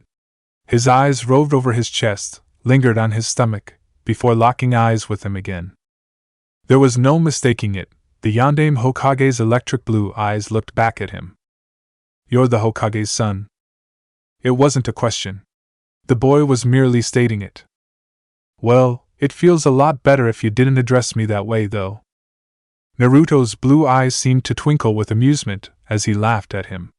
For a second, Asuma, though he saw a knowing look cross the boy's face, that look that said, hey, I know that feeling of being judged because of someone else as well as you do.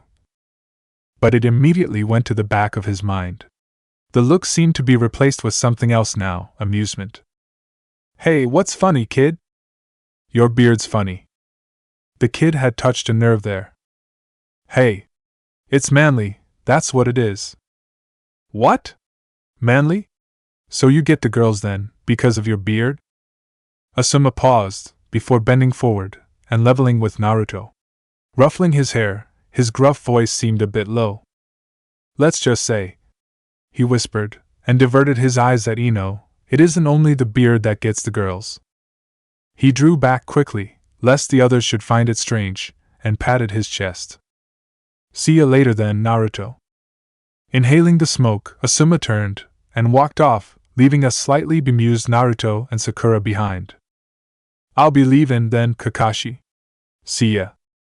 Kakashi-sensei waved a dismissing hand up at him, as Asuma walked over to Tazuna in an effort to revive him. Meanwhile, Choji and Ino trotted off behind their sensei. Only Shikamaru stayed back for a moment longer. He looked at him. "I'll see you around, Naruto." Naruto raised an eyebrow, before grinning at him. Turning, he saw Ezio and Altair walking up to him, ready to leave. Back to the leaf, then? Both Sakura and Sasuke were staring inquisitively at Ezio's and Naruto's conversation. All of them were trudging back to Konoha, mentally stressed and ready for some explanations.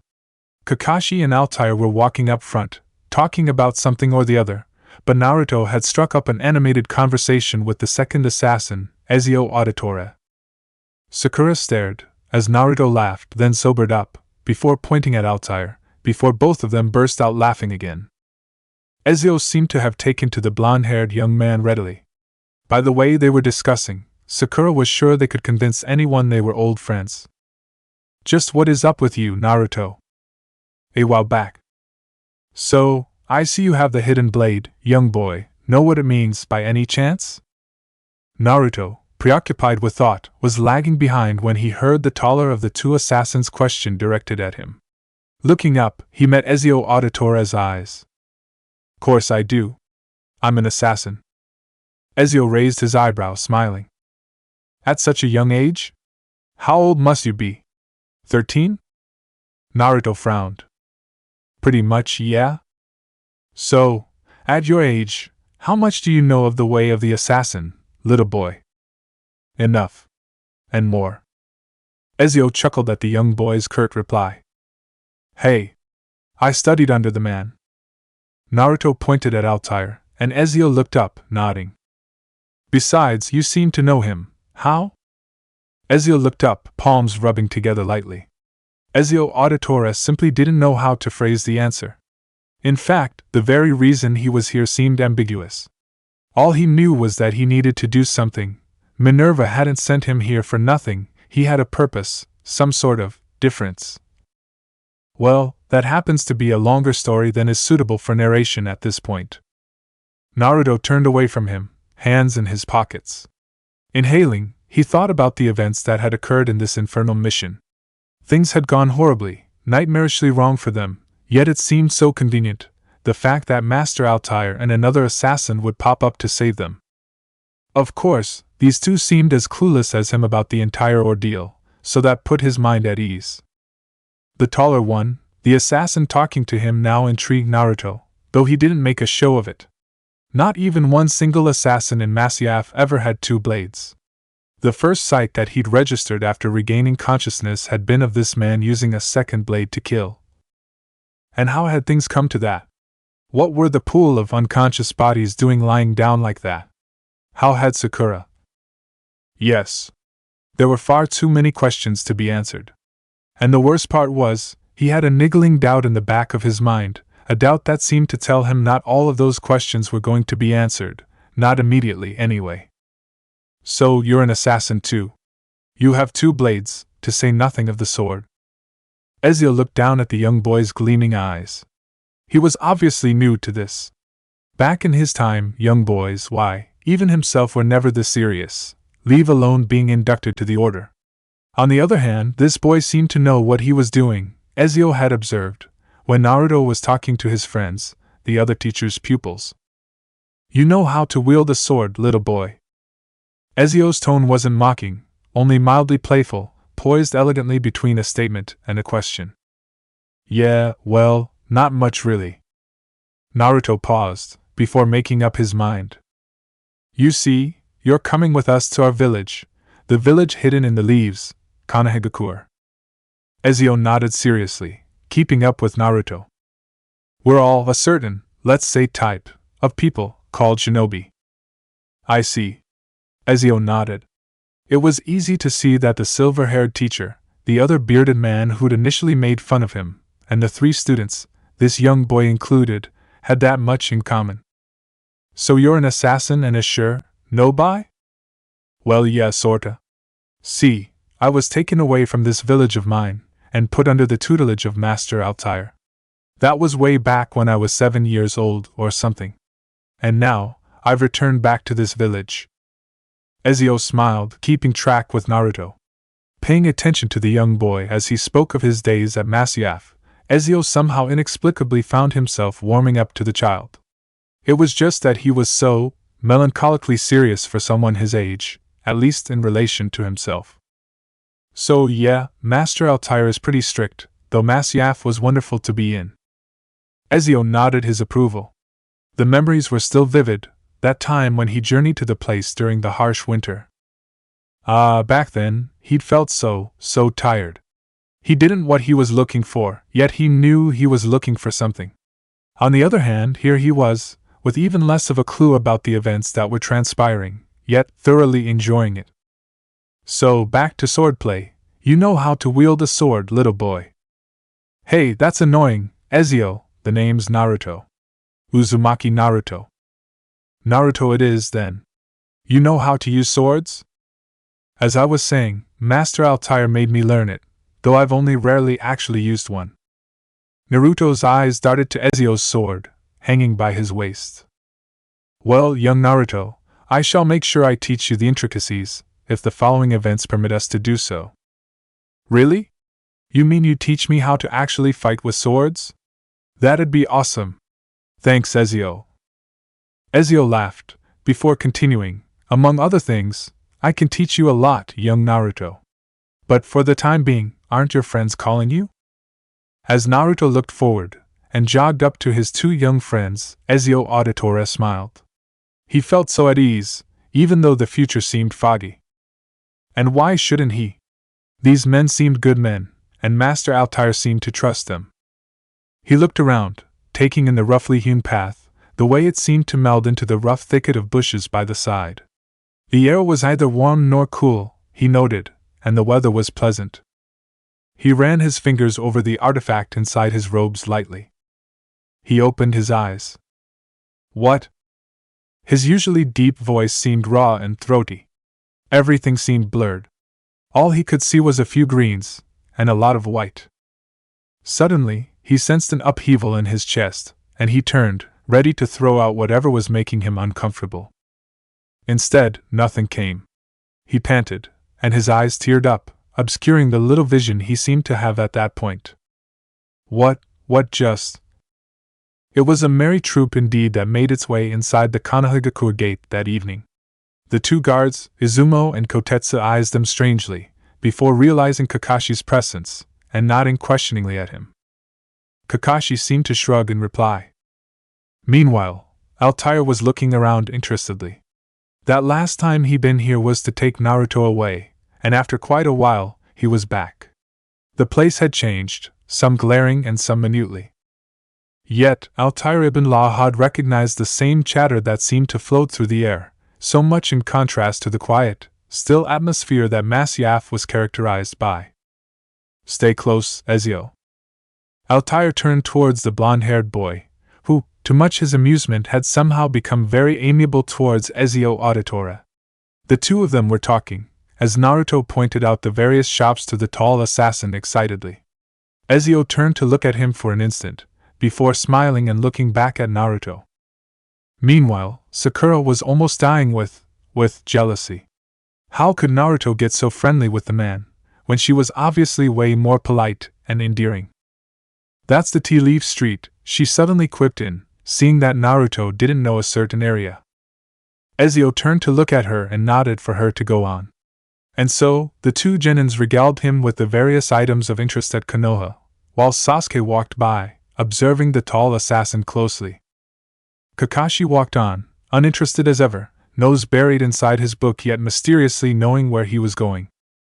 As they walked, most of the people paused whatever they were doing to look at the group walking by.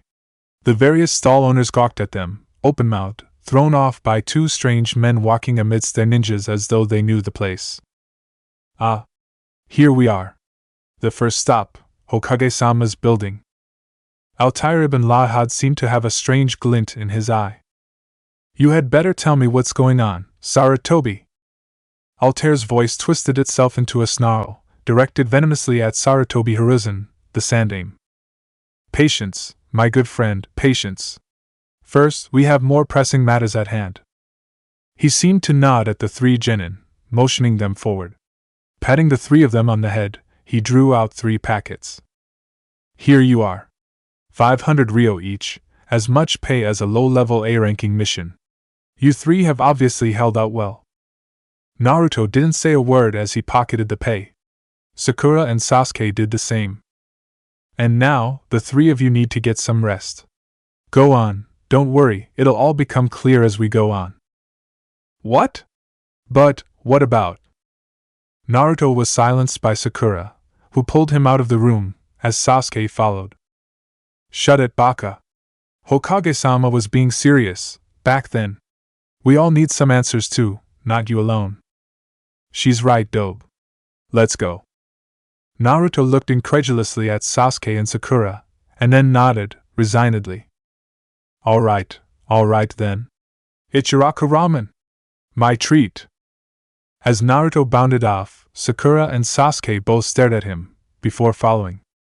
So, I'm yet to meet our friend here, Ezio Auditore, I presume? All 3 of them, Kakashi, Altair and Ezio, raised their eyebrow in obvious surprise. Ah, yes. Just as expected. And now, I shall apologize to all of you for having sprung quite a surprise. Before you admonish me, listen to my tale. The Apple of Eden, I'm sure you 2 assassins are very familiar with this? Yes. But let's just say, they're not quite what they look like.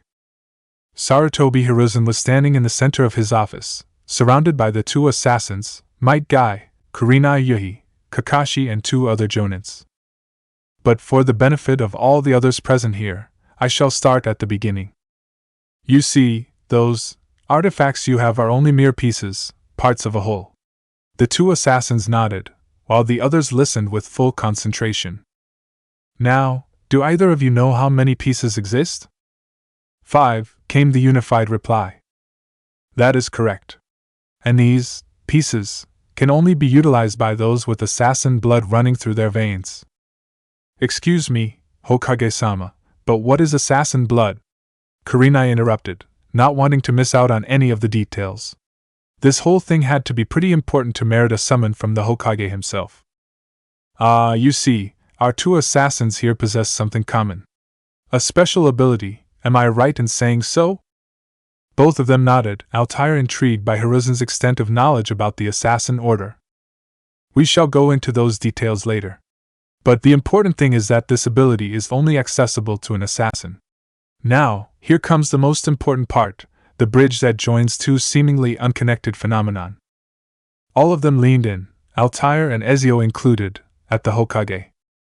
You see, there exist certain, shall we say, concentrations, and powerful, terrifyingly powerful concentrations of negative energy. These concentrations, they manifest themselves in certain forms. 9 different forms to be exact. Ezio Auditore frowned. Concentrations, of what? Negative energy, how shall I put it?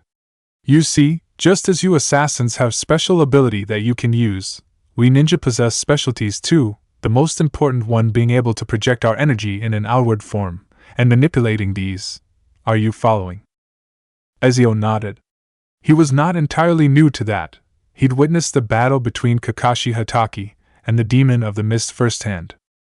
Suiton, Suryuden no Jutsu. You see, just as we project our energy, our chakra, there exist negative projections of this energy too. Simply put, these projections take the form of 9-tailed beasts. Altair nodded, following this part. He'd not been new to the fact that Namikaze Minato had suppressed the most powerful of them. It was just that, he'd been so detached to the entire thing, confining himself to the assassin events. And now, here was Sarutobi, telling him it was all connected. These tailed beasts, these monstrous concentrations of negative chakra, they roamed the lands, each spread pretty far apart from the other. Now, since we've had no option but to find ways but to suppress these beasts, this, as Altair would know, involves sealing each one in a human host, a Jinchuriki. He paused, before going on. The 9 tails Kyubi, being the most powerful, is sealed inside none other than Uzumaki Naruto. Ezio's eyes widened in horror. You meant to say that you've put a demon inside a boy? The SomeDamn raised his hand to quell Ezio. Wait. Let me finish, Ezio Auditore. Now, although we've managed to seal each beast inside a human, the process is highly unstable, resulting in a shaky situation. These beasts, you must understand, are monstrous creations. Therefore, in order to, shall I put it like this, provide an extra protection mechanism, we have. And to Altair's shock, Sarutobi pointed at his robes, undoubtedly signifying the apple. The apple of Eden. Split into 5 pieces, each piece possesses its own unique power, its own specialty. But when combined, when all 5 of them are brought together, when all 5 are fused, and when all 5 become one, that is when the true power of the apple is realized. The terrifying power, the implication of the fact that, for the first time, man shall control power, and not the other way around. All of them were holding their breaths, as the Hokage revealed his information. You see, my friends, Ezio Auditore is not a man from this certain timeline. He comes from around about 200 years from today. And the purpose of his summoning here, to have transcended the very rules of nature, to have bent its very laws and snatched him away, to be brought here is this. To protect. To protect not just that piece of Eden, which is now being coveted by an unknown force, but no, to protect lives, to protect. The Hokage stopped, breathless and in earnest. To protect the world, to protect from this foolish oppressor, this entity that wants to possess the apple, to control the beasts. My friends, to protect this feeble old man who has entered into a contest with the devil himself. He stopped, and looked at Ezio and Altair, before bowing. Hokage-sama. Wait, Hiruzen, if 5 pieces exist. Ah, how forgetful of me. Here we are. The Hokage drew out a seal, and pooched it onto the wall to his side. Suddenly, a door seemed to open. Light was dimmed. It looked like a surgery. Ezio mused. All of them peered in, Kakashi, Ezio, Altair, Kurenai and the rest. All of them peered in to see a pale, gaunt body, clothed in apparel similar to Ezio and Altair's, sandy, matted hair, thin lips and powerful hands. Edward Kenway stirred momentarily, stopped, and stirred again.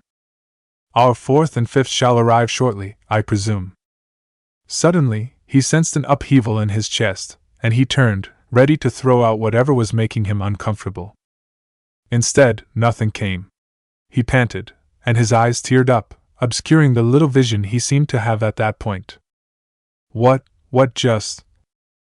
Connor Kenway's vision cleared finally, to reveal, undoubtedly, the unconscious visage of Haytham Kenway, the man who called himself his father. What happened? Chapter 16, Part 1, Epilogue. The cold, damp air seemed to resonate with laughter. He stood, eyeing the man with a smile. The mirth was hard to ignore. For the first time in a long, long time, he was witnessing a sight rarely seen. So, they've played their hand, have they? It's our turn now, don't you think? The man with 1 Sharingan nodded before replying. Yes. The Chunin exams draw close. It is time for us to act. One thing was for certain, Uchiha Madara was feeling unusually cheerful. Hidden at first like blood on a rose. Wicked demon, your eyes stay closed. But then with time the petals fall. Nothing is hidden, nothing at all. Wicked demon opens its eyes. A flash of red, a feral cry. Wicked demon shows its face. There's no escape, you're trapped in a maze. Hidden at first like blood on a rose. What was still has now unfroze. Hidden at first like blood on a rose. Wicked demon. The end is close. An endless garden, stretching on and on, vast and beautiful. The air was clean, there was a sense of peace and knowledge. 2 boys were present. One at the far end, the elder, tall, strong and determined, practicing. The other a small, innocent child, all of 5 years, with kind, smiling eyes and a lovely face. The beast remembers. A fruit of gold, a piece of 5. What's that, little Azura? Father! Big brother D. Deva told me, You have a big, bad monster inside you. The beast remembers, though he was only a part of a whole back then. He remembers the scents, the sounds. He remembers the joy of his host as the great man bent low, ruffling little Azura's hair before picking him up. The boy nuzzled into his father's shoulder, sighing with content. So I made a song, Father. It will drive the big bad beast far away, and then me, you and big brother Deva can live happily.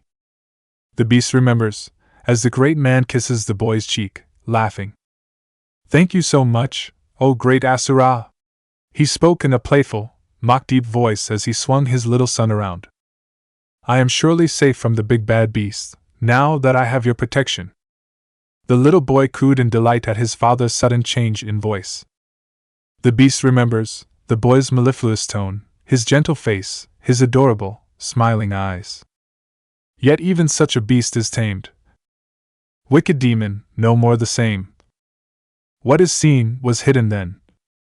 'Twas done once, now once again. A fruit of gold, a piece of 5. Wicked demon no more shall thrive. The boy named Uzumaki Naruto woke with a start. Even as the skies began their journey into the lighter shades of blue, the last remnants of his obscure dream faded away. Chapter 17, Part 2, Prologue. A dim light illuminated the front of his veranda, revealing a beautifully cured lawn, surrounded by a neatly structured border of various plants. Leaves barely twitching with the wind, the serene setting was indeed a stirring sight, one that would make anyone stop, stare, and enjoy the little haven, before moving on. Looking at him, one couldn't have pegged Hatake Kakashi to be the type to maintain such a neat and beautiful little garden at the back of his house. In fact, his colleagues swore that he was the very embodiment of laziness. But if you could have seen Kakashi then, you would be proved wrong. Staring at his garden for some time, he walked forward, cloaked by the dim yellow light. Bending, he flicked a dried leaf off of the grass before sighing and lying down placidly on the lawn. The small sharp grass seemed to tickle him for an instant before accepting him into its fuzzy embrace. Hands spread wide apart, lying down, Hatake Kakashi stared at the sky. He was still dressed in casual clothes.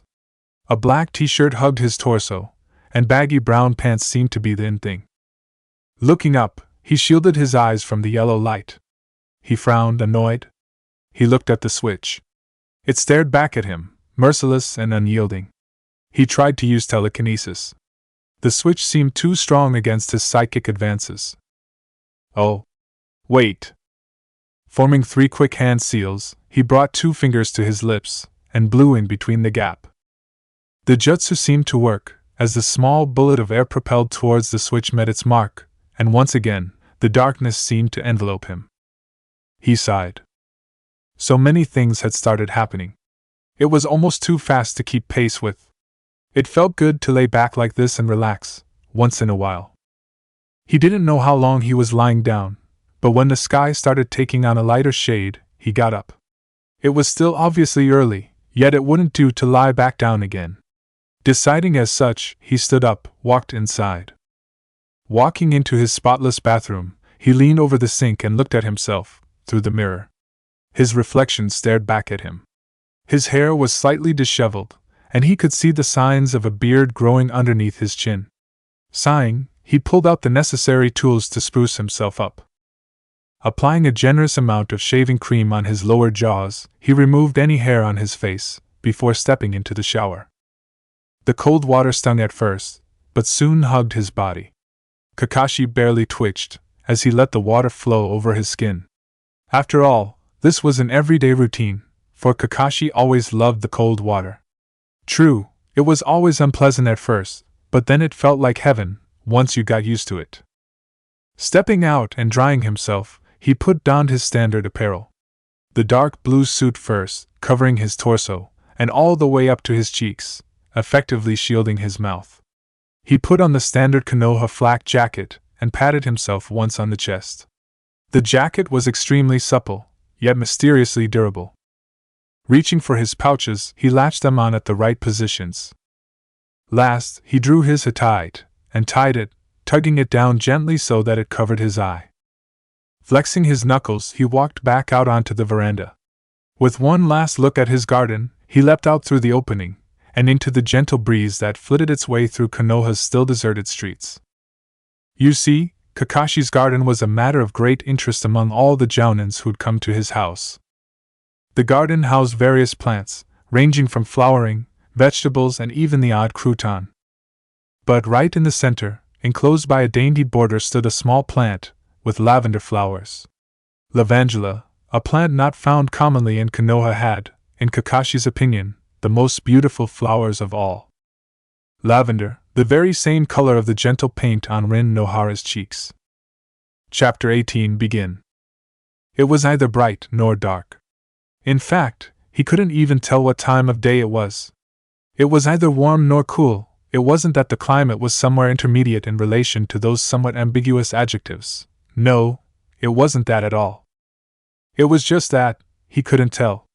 There was no feeling, no impulses telling him to draw his thin haori tighter around his body, nothing indicating that he should probably not walk barefoot. No feeling, no sensation at all. He looked down, and an instant smile made its way onto his handsome face. 2 small children were tugging at the bottom of his haori. Barely even reaching up to his knees, the 2 little boys were laughing, amused at the way the loose outer garments seemed to adorn their elder brother. Reaching down, he patted both their heads, feeling their soft dark hair. A strange sensation seemed to erupt in the pit of his stomach. Sensing their brother touch them, the 2 boys caught his hands. For a moment, they seemed to stare in awe at it, running their small soft fingers across their brother's rough and battle-worn palm. Giggling, one of them clutched his hand tightly, and he gasped, an unknown emotion ripping through his body. Unknown emotion. And gripping his hand tightly, the little boy brought it close to his face, and cuddled it beneath the crook of his shoulders. And the man cried. For what, he knew not. For how long, he knew not. He cried, standing there, embracing his 2 adorable brothers, cuddling them, holding them tight, never wanting to let go of them ever again. And suddenly it was all torn apart, just like everything in his wretched life. Uchiha Madara awoke, gasping painfully. The first morning rays were starting to penetrate through the small hole in the ceiling. Still gasping, he brought his hand forward, blocking the sunlight. A drop of sweat seemed to drop from his hand and onto his face. It felt cool, that drop of water. He moved his hand up, caressing the skin under his eyes. They felt warm, moist. Tears, not sweat, but tears. Why did people cry? Why did humans, the very pinnacle of evolution, the end result of millions of years of change, have to have such a fragile opening, such a big weakness? Why did they cry? Why did they laugh? Why did they show emotion? Why? Why? Why? Why did they hope? Why did they aspire? Why did they desire? Why did they love? Why did they dream? Begin. At the very same time, somewhere far away, the village hidden in the leaf was just awakening, stirring, popping one eye open, and pining for a few precious minutes more. There was barely a sound anywhere, and the peaceful atmosphere, soon to be broken, was indeed soothing. There were some exceptions, of course. Some people had decided to break that certain barrier, that law that stated that one must sleep for 5 minutes more after one woke up. Training Ground 7 seemed to be the odd one out. 3 people were up and about, and Training Ground 7 was facilitating their activities. The sound of 2 well-honed, sharpened, and skillfully mastered swords kissing repeatedly seemed to break the silence time and again. 2 men were engaged in a bout, putting everything they had into what looked like a demonstration. The 2 men, of course, were no ordinary men, but that much would have been obvious to their observer, as the men's choice of clothing seemed to indicate. The third, the observer, on the contrary, was dressed normally. A loose black shirt seemed to adorn his young torso, as his cerulean eyes tried to follow what the 2 men were doing. The taller one dodged the advance, before parrying. The parry was, of course, met with as much skill as was expected out of Altair ibn Lahad. Ezio Auditore smiled, before taking up the initiative. Stepping forward boldly, he seemed to have surprised his senior, and yet, you wouldn't have known so from the reaction. Uzumaki Naruto was sitting down, blinking rapidly, trying to follow the rapid movements. It was indeed spectacular to witness two assassins oppose each other in a bout, wielding their swords with such dexterity. Suddenly, one of the men leaned back. Ezio Auditore seemed to have had enough, either of them being able to best the other. The shorter assassin, Altair, signaled to Naruto to come forward, taking a deep, steadying breath after the demanding spar with Ezio Auditore. The sun seemed to have risen higher, and the air was getting considerably warmer. Sweat seemed to glide off Altair's elegant visage. So, Altair started. Naruto waited patiently for the master to catch his breath. He knew just how much stamina Altair ibn Lahad possessed, or, more accurately, he didn't fully. Yet, to see him tired was new to Naruto himself, having studied under his tutelage for a sizable period. Is it my turn now? He hoped he didn't sound too excited. After all, it wasn't often he would be taught firsthand by two frighteningly skilled assassins to wield the sword. The master seemed to nod in reply. Ezio walked up to him, wiping sweat off his brow. I have a proposition. Here. Naruto's eyes widened considerably when he saw the tall assassin offer him his sword. I'm taking your sword? Yes. You will use my sword, young Naruto. The first thing that he felt the moment he grasped the soft handle was immense respect for the two assassins, simply for the fact that they made it look so easy, wielding something as heavy as this. Sure, both of them had the advantage in physique, due to their ages. Their arm muscles were obviously much more powerful than his, but still, to wield such a weapon with such dexterity. His biceps were already starting to protest, and he barely stood a few minutes with the sword. God damn it! It didn't look this heavy. Naruto leaned forward, and grasped the handle more firmly. It felt cool, even though Ezio Auditore had used it for the past half hour. The handle felt soft to the touch, covered by some sort of fabric. Pausing, he lowered the sword, sliding his hands across the metal. The underside felt smooth as smooth could be. The crossguard was small, extending from either side of the base of the sword, the front edge of the handle, preventing his wrist from sliding forward. Ezio waited patiently for Naruto to finish. Once Naruto looked up, Ezio smiled at the expression on the young assassin's face. Heavy? You bet it is. A heavier sword will help tone your muscles well, young Naruto. However, you must know, this one isn't meant to be wielded by one such as yourself. Too heavy, and stunted growth will be the result, yes? Naruto nodded, understanding. If he got comfortable enough with it, though, maybe he'd pay a visit to the weapons and armory store to purchase one for high. Attack me? The odd expression on Uzumaki Naruto's face slid. Attack you? You're unarmed. Ezio Auditore laughed. That was my mistake. Maybe I should rephrase that. Try to attack me. Naruto knew Ezio wasn't making fun of him, but Naruto wasn't the kind to put off a challenge, especially when thrown onto his face like that. Without a moment's notice, he drove his right hand, bringing it down as fast as he could, at Ezio Auditore. But the only thing he could hear was the sound of the metal cutting through air. Ezio Auditore had avoided the advance faster than Naruto could have fathomed. Almost as if waiting for a chance, his right bicep throbbed painfully. Naruto frowned, gripping the weapon harder. Whoa, but try this! He was, however, stopped when he felt Master Altair's palm close tightly around his right hand. He turned to meet Altair's frown. Master Altair clicked his tongue, shaking his head at the young boy. Young assassin, your enemies aren't meat to be carved at. Keep that in mind when you wield a sword. Exhaling, Naruto tried a different tactic. Slightly flipping Ezio's sword to the right, he tried slashing diagonally, only to have both Ezio and Altair shake his head at him again. Nor is your sword a battering ram, by any stretch. Stepping forward, Altair gripped Naruto's wrist, the sword hand. Right behind him, Altair moved his left hand, placing it under Naruto's left, and raising it slightly. Finally, leaning back, he tilted Naruto's wrist up. Swing. And Naruto swung. This time, it did not take a master to tell that there was a world of difference. On the previous two occasions, the sword had felt as if he wasn't wielding a sword at all, but now, Now Naruto could feel it. He could feel the power of the weapon in his hand. He could feel it. If this thing made contact with anyone, it would hurt. Now, try to attack me, Naruto. Stepping forward, he swung diagonally, only for the swing to miss. Ezio had strafed left. Not waiting for the next command, Naruto slashed again, and again. Ezio stepped away, and again, and again, and again. Uzumaki Naruto was thoroughly starting to enjoy this.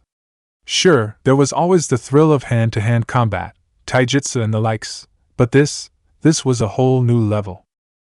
It felt so right, to hold the sword, to watch the opponent carefully, and to strike. And Naruto struck. Not the same advance repeatedly, but Naruto could feel it. Occasionally, he would thrust, instead of slicing, and neither assassin would object. This, of course, encouraged Naruto further. Stepping back, he lashed out at the tall assassin. Ezio Auditore sidestepped it. Naruto, predicting this, lashed out yet again, at a different direction, but only to be evaded yet again. Why can't I hit you? And at the same time, the pain magnified, so much, to the extent of dropping his sword. The weapon crashed to the ground with a dull thud, before staying still. Naruto was looking down, grimacing in that sapping pain that was coating his entire right arm. Both Altair and Ezio paused, looking at Naruto with a smile. Amidst the pain, Naruto looked at them quizzically, as if to ask them what the joke was. Master Altair spoke first. No, nothing. It is, young assassin, a trivial matter, but I am not wrong in stating you have taken to the sword rather easily, am I? Naruto frowned in answer. Does that mean you'll teach me more? If you will learn, young assassin, if you will learn. You see, Hokage-sama has given you, 5 days off missions, am I right? Naruto nodded. The two assassins looked at each other before smiling knowingly at Naruto. Haruno Sakura was lying in bed. The sun was starting to get annoying now, and she was regretting her decision of shifting her bed towards the window now. The previous night, she herself had decided that it'd be much more convenient for her this way. She'd be able to wake up earlier, and it was a much-needed relief from the heat that was starting to characterize Konoha's climate. Of course, it still was early. The clock read 6:15, and in her books, it was pretty early. The sun was starting to rise much faster nowadays, though.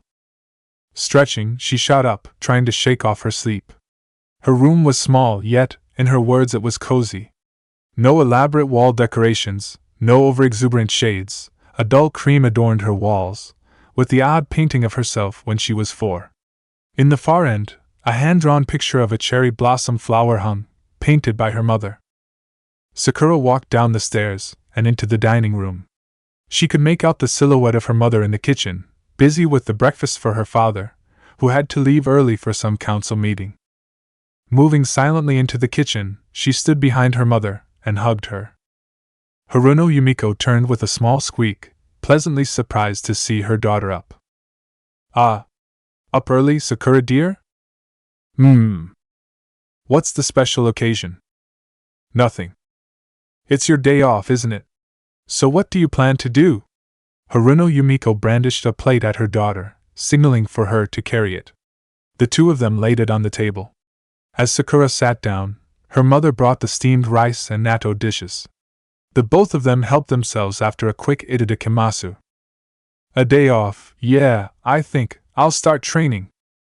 Her mother looked at her for a second, pausing halfway through a serving, before nodding and smiling enthusiastically. Sakura heaved an inward sigh of relief. The news of their previous mission had spread like wildfire throughout Konoha, and it was safe to say her mother had been very worried, to say nothing of her father. She hadn't even known what to tell them on the eve of their return. However, thankfully, Hokage-sama himself had visited, later that evening, reassuring her parents that there was absolutely no cause of worry, and it was just a small anomaly in their mission. Still, she was half expecting her mother to tell her to stop doing such missions, or to stop training, or anything along that line. Therefore, it came as a relief when her mother approved of her decision. Dear, you're picking at your food. Are you dieting? Sakura looked up at her mother, her cheeks starting to assume a reddish complexion. Her mother's tone, on the other hand, was casual, almost playful. Dieting? Why would I diet? Oh, I don't know, maybe, say, impressing certain people? Sakura made a show of coughing loudly, though she knew it wouldn't help. Of course, her mother knew about her crush on Sasuke-kun. Her father, on the other hand, was a stricter about these things. She knew that. She daren't talk about anything straying near that topic with her father. Haruno Yumiko chuckled at her daughter's reaction. She was never the sort to interfere with her daughter's infatuation with the Uchiha. She knew, sooner or later, Sakura would grow up, and a lot of things would change, including her views on the concerned matters. Her own parents had been a little regimental with these things, back in her time, and she was inclined not to make the same mistake. Anyway, what training are you doing, Sakura dear? Sakura shrugged in reply. I don't know, maybe I'll meet up with the others, talk to Kakashi-sensei, maybe. It doesn't matter. Whatever it is, I'm improving. Haruno Yumiko laughed at her daughter's almost angry determination. She knew that she'd come up with this sooner or later. Sakura had always been a bright child, and had never needed forcing to do any academic work at all. On the other, Yumiko was well aware of the fact that her daughter would soon step into the real world, and she was well aware of the fact that things would be vastly different. She had, therefore, made up her mind to be as supportive of her young daughter as possible. I'm sure you'll do just fine already? Sakura had already gotten up, wiping her mouth. Barely putting on her footwear, before her mother could protest, she was out, yelling goodbye. Haruno Byakuya walked in, sitting down, rubbing his recently washed hair. Out already? Yes. She managed to eat before you even walked in, slowpoke. She placed the plates and started serving him, before pausing. Our Sakura's growing up, Byakuya.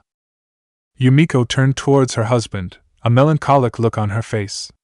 Haruno Byakuya shook his head in a sagely manner. Dear, she hasn't grown an inch. Aren't you the killjoy? Her husband laughed, before drawing her close and giving his wife a quick peck on the lips.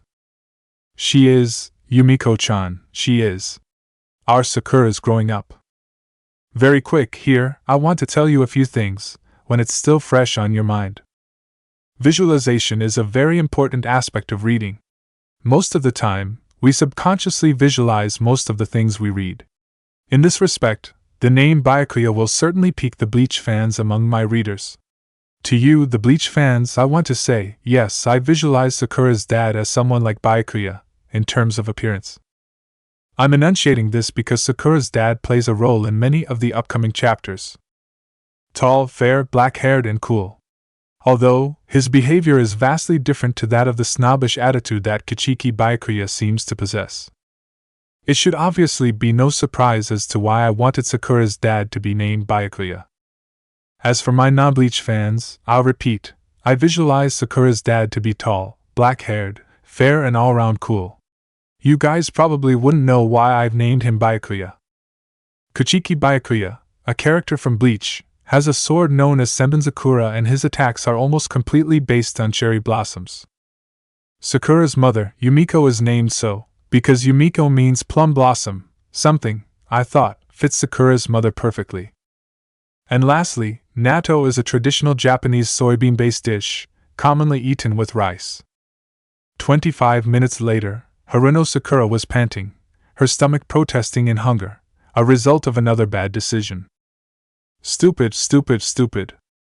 She'd decided to have a meager breakfast, and had thought she'd run a few laps, just so that her stamina'd improve, and now, here she was, hungry as hell, and totally tired.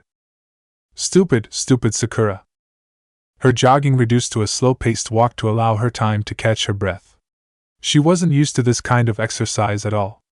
Maybe she overdid it. Not looking where she was walking, she was shaken out of her reverie when she collided with the sweaty Uzumaki Naruto. Thrown off, she landed on the ground with a bump, before looking up. Naruto? Oh. Hey, Sakura-chan. Why are you sweating so much? And what's with your hand? Sakura got up slowly, dusting her hair, eyeing the way Naruto was massaging his right bicep. Nothing much. I was training.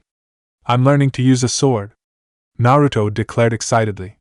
Sakura was suddenly overcome with a feeling of guilt. There was Naruto, training with new styles and such, and here she was, exhausted after a mere jog. Yeah, so I just finished up, I'm liking it really. Wanna get breakfast? He said all this very fast, still looking at her. Sakura suddenly cocked her ears up at the word breakfast. There was no way she'd go back home. Her mother would tease her to no end about dieting if she went back. On the other hand, sure! After that, we'll get Sasuke-kun. We'll do some training together. Naruto grinned, nodding. Sakura was really hoping she'd be able to train with Sasuke. After all, that was the only way to show she was improving.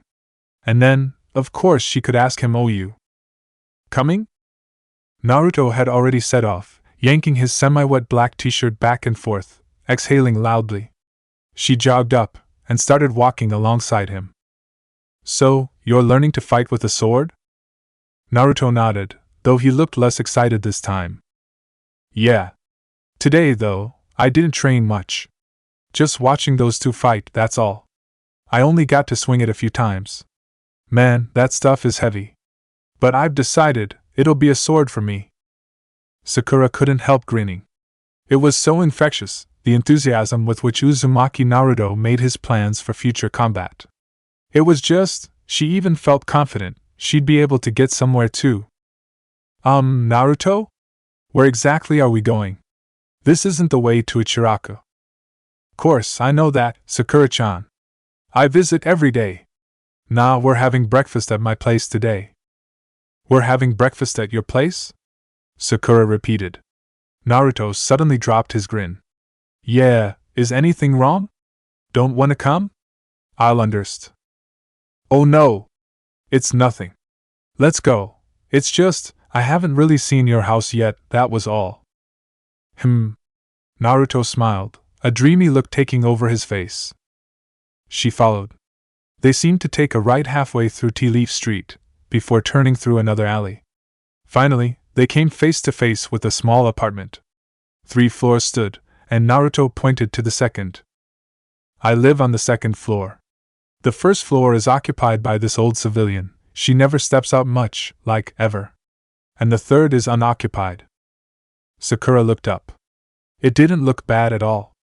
It looked as if it had been painted recently, and the area, in itself, was unnaturally quiet. Come on, let's go. I'm starving, Sakura-chan. What about you? She kept up with him, as he jogged up. She didn't even hear his question, she was deep in thought. What did it feel like, really, living all alone? No one to pester you about laundry, no one tell you to clean your room, make your bed, no one to chivvy you around all the time. And at the same time, what did it feel like, doing your clothes yourself, cleaning up yourself, cooking, washing? It all seemed so imposing, and yet, Uzumaki Naruto looked like he had nary a care in the world, as they walked up the corridor toward his door. Slipping a hand into his pockets, he drew out a key, and unlocked a door, to reveal a pleasant sight. It was true, Haruno Sakura was pleasantly surprised, as her eyes went over the chairs arranged a little carelessly on one corner, the shelf on the right, on which lay several small knives, throwing knives, she thought. The house itself was small, as she could see the door for a supposed bedroom, and a little veranda across the hall. Sunlight was streaming in, illuminating the suspended dust particles. The odd cobweb seemed to hang on one corner of the ceiling, and a small, wooden table stood next to the chairs, reaching barely up to her waist. Whoa! You like it? Yeah.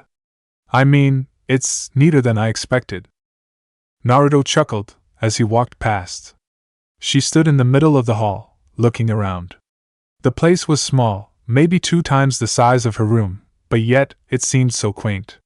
She spotted a small wall hanging of a painting that seemed to depict a large, old fortress. As she looked up, she could see a sliding door, accommodating a mini version of a balcony.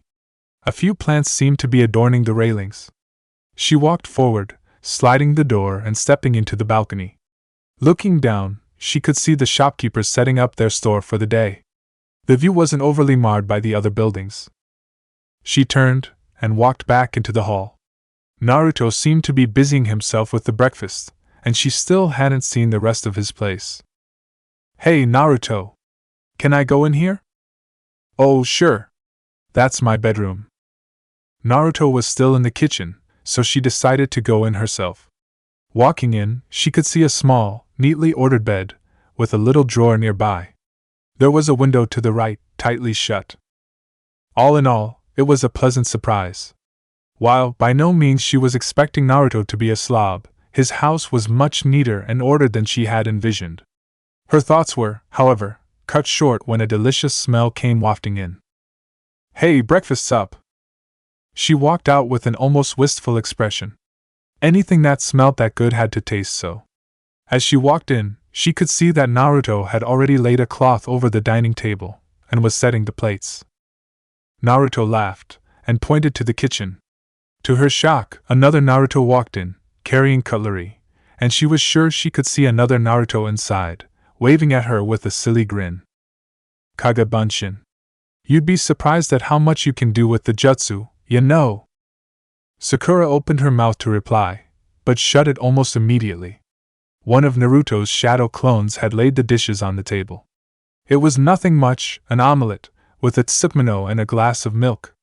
But then, oh, how could it look and smell that appetizing? Drawing a chair herself, she sat down, as did Naruto. Without even waiting, she put a piece of the food in her mouth, and exclaimed, almost immediately. What is it? Is it good? How? What, Sakura-chan? How'd you learn to cook so well?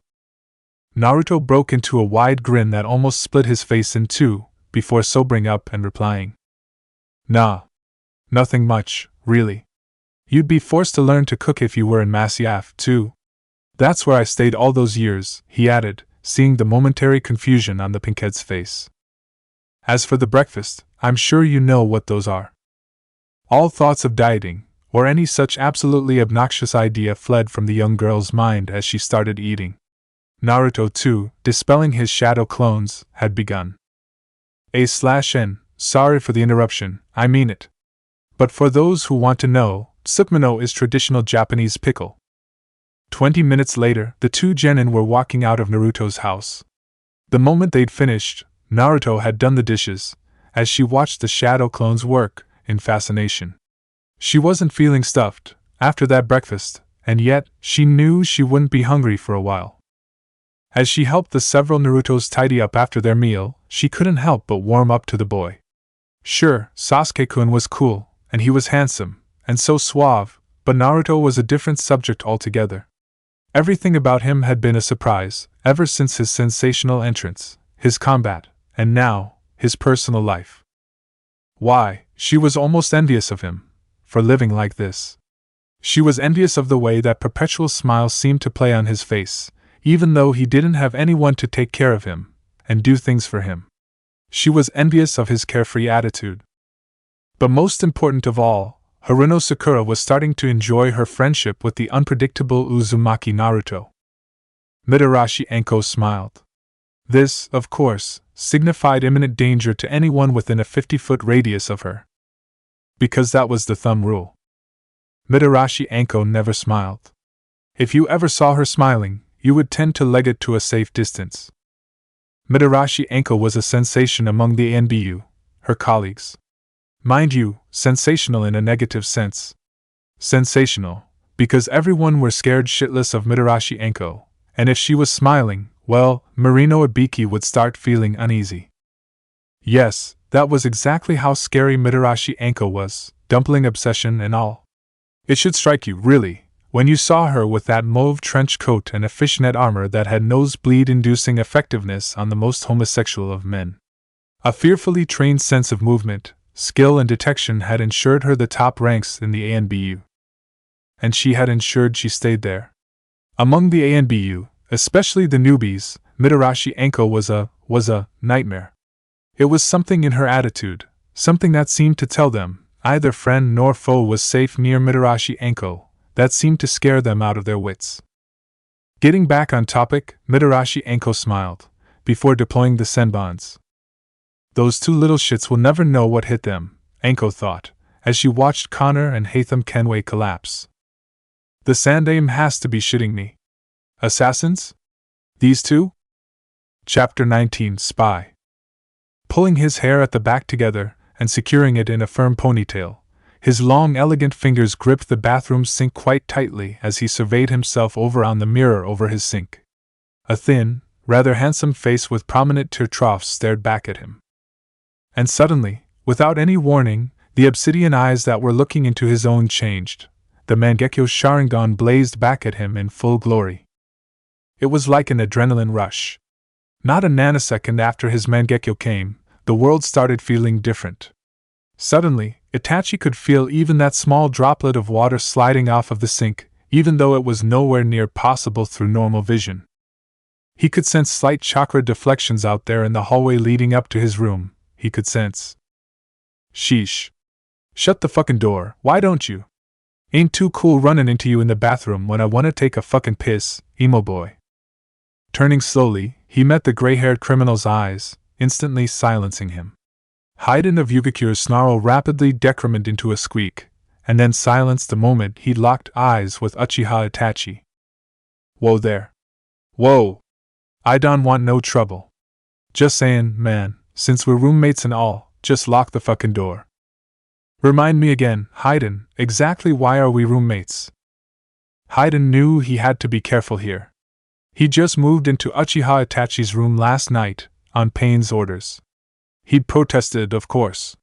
Literally no one in the entire Akatsuki would want to share rooms with Emo Boy. Of course, he'd been forced to. His partner, Kakuzu, had protested, before decapitating him, when he'd found that Haiden had nicked some of his treasury to paint the walls with pictures of Lord Jashin. Fucking cunt bastards, irreligious fucks. Wait till I'm well shot of Pain. Your entire fucking collection's gone, ya hear me? But for the time being, their esteemed leader Lord Pierce, myself, and unnatural fucking places, Pain had decided to shift the sadomasochistic criminal to another room, one that was housing Uchiha Emo King Itachi. And now, getting into any spats with other Akatsuki members was well out of question, and Haiden, much as he hated it, knew that. Okay, fucktard. I got it. Now can your highness please remove thy ass from the bathroom so that I can take a leak? Deciding to ignore Haiden's scathing, and, in Itachi's opinion, overly annoying tone, he made his way back into his room. He could hear Haiden muttering, "Son of a bitch, must be his time of the month." Deciding in a split second that life was nothing without a bit of good-natured violence, he drew a kunai out of the pouch lying on the nearby table, paused for a second, and without looking, flicked it toward the bathroom. With a chink, followed by a scream of undying outrage, shock, and hatred, Itachi knew that the kunai had rebounded off the wall perfectly and found its mark. Now fully alert and fresh, Itachi walked out of his room amid blood-curdling and hair-raising death threats. "Son of a fucking dog, that was 2 inches from my cock, you little cunt! Motherfucking wait, you fucky! Ah, Itachi-san. I was just looking for you." Itachi looked up at the visitor inquiringly. Her short lavender hair reaching up till her neck, a customary paper-made flower perched on her head and a piercing under her lower lip, Pain's Lieutenant Conan was walking up to Itachi with a small smile on her face, shuffling a sheaf of papers. Unexpected. It was rather unexpected to see the leader's lieutenant walking up to him casually, with a smile on her face, no less. They'd barely interacted with each other, him and Conan. In fact, the members of the Akatsuki never generally held heart-to-heart conversations with each other. They'd always be off on missions, delegated by the number by their leader. It was very rare for them to have a break period like this one. For the past week, all of them had been summoned by Pain to a certain location once they'd finished up on all the missions. Meeting up after quite a while, Itachi was surprised to learn that they wouldn't be having any missions for quite a while, and therefore, they all needed to stay here to foster some form of relationship. This, of course, held no interest to the Uchiha, as he'd ended up with Haiden as his roommate now. Itachi opened his mouth to ask of Hiruzen. "Where are you, you little dick? Wanna see how castration feels?" He nodded, feigning resignation, at Conan's raised eyebrows. "Oh, never you mind. Just us boys playing around." Conan laughed before walking past him. Itachi followed her, ignoring the rest of his roommate's expletives. As they turned a corner, he noticed, rather remiss of him to have not done so earlier, that Konan wasn't wearing her usual Akatsuki uniform. Instead, for the first time, she seemed to be casually dressed. He too hadn't done so, opting for a loose shirt and a pant. What was more important was the instant air of cheeriness he seemed to sense around Konan. In all of their meetings, his impression was that she'd always seemed a bit, well, dull. But now, the more Itachi paid attention to Konan, the clearer he could see the difference. There was a certain spring to her step, and the smile on her face seemed to change her into a whole new person, one far prettier, Itachi thought, than her previous version. They walked into the hallroom now. He could see few of the other members of the Akatsuki lounging about. The hall was a large one, and wasn't extremely luxurious by any stretch. And yet, for a hall inhabited by one of the worst criminals known to shinobi, it wasn't even what you'd expect. Everything was neat, ordered, stacked up. Nothing was out of place at any point, perfect for each of the members. Akasuna no Sasori was sitting in a corner, quite oblivious to anyone else, completely occupied in sprucing up his puppet, some poor soul named Hirako, he told them. The amount of devices, contraptions and poisons that Sasori seemed to work inside his puppet was fit to boggle anybody's mind. Nobody, however, questioned the deceptively old scorpion of the red sand. On to his right, Deidara, the newest increment to the Akatsuki, and Hashigaki Kisame were hunched up on the ground, eyes glued to a television set. Both of them seemed to be following this T.V. show avidly, and were by no means to be interrupted if one wanted to preserve one's life. Itachi himself thought that the show was annoying, featuring some cool-looking people drawn in cool-looking poses cutting each other's shoulders up and screaming Bankei, like their life depended on it. Deidara suddenly whooped, while Kisame groaned, as a huge explosion took place on screen, followed by cries of Kurosaki-kun. Kurosaki-kun! Not expecting any response from those two, Itachi turned next to see Kakuzu, their treasurer, counting money from a devious-looking suitcase and muttering fiercely under his breath about two-faced sons of. Ah, look who it is. You sure like to stay holed up in your room all day long, don't you, Itachi-kun? Orochimaru was looking at him, as though distracted from the art of observing his fingernails. A broad smile seemed to play on his slack, pale face, as his malicious green eyes seemed to speak of all the mirth in the world. Replying with nothing more than a wan smile, Itachi chose to ignore the unpleasantness that his partner in crime seemed to bring into everyone's lives, him included. Glad that he needn't waste time striking conversation with the highly irksome Orochimaru, Itachi followed Konan as they walked past the hallway. All the while, Konan hadn't said anything, choosing to observe the interaction between her fellow members. As they walked into the narrow corridor leading up to the leader's quarters, though, he heard her curse, "Damn snake, shouldn't we let him in? I've told Pain already." "Oh, really, he isn't all that bad," Itachi replied nonchalantly, slipping his hands into his pockets as he shook his neck. Konan snorted. "I'm pretty sure he's not what he looks like. Suspicious, if you asked me, might be spy reporting to someone else, for all we know." She turned to Itachi, locking eyes as if confirming her doubts. Uchiha Itachi was, after all, the wielder of the terrifyingly powerful Mangekyo Sharingan. Not only that, he was formerly an ANBU member, and was well known to be given stealth and interrogation missions. No. Certainly not a spy. The snake wouldn't really have a motive, would he? Treacherous bastard he is, he wouldn't serve anyone truly. I suppose that's right too. Oh. This is as far as I go. She stopped short when they reached a door signifying entrance to the leader's quarters. Itachi had an idea as to why Pain wanted to see him, and knew full well what it meant. Turning quickly, he extended his hand towards Konan's own, and before she could fathom what he was doing, he bent and placed a kiss on her palm. "I thank you, milady, for escorting me so nobly unto death's waiting jaws. Farewell, I bid thee a good day." And as he straightened up, opening the door, he couldn't see Konan, yet he could see the twinkle in her eyes and he could surely hear her laugh. Apart from all the good-natured violence among the Akatsuki, what was life, really, without flirting with the lieutenant of the leader of the most dangerous criminal organization in the world? He dragged him down. The fight had gone on for long enough. He needed to end it, and he needed to end it now. There was no point in carrying on. He felt tired. He felt spent. Every pore of his body ached, screamed in denial. No, not physical fatigue. His mind was protesting. He wanted nothing more than to end it, to lay down on the cold, hard floor of Boston, arms splayed by his side. He wanted nothing more than to look up at the sky, and shed the tears that seemed to have collected in him. And cruelly, it was the fact that he couldn't do that any time soon, and probably never, caused Connor Kenway no end of grief. It was the fact that he was so tired of this struggle, and there was to be no respite, that pulled him down. And why, he asked himself repeatedly, why, how could he even afford to feel such? Was it his determination, or lack thereof? No. Absolutely not. His determination was his driving force. The one thing that coated the blood running through his veins, that allowed him to hack away at opponent after opponent, not showing a shred of mercy as his tomahawk found its mark with asymptotic perfection. And he knew. He wasn't lacking there now. He was determined still. He would always go down fighting. No, that was not it. What then was the cause of his despair? But even as the question crossed his mind, the answer came to him instantly. Futility.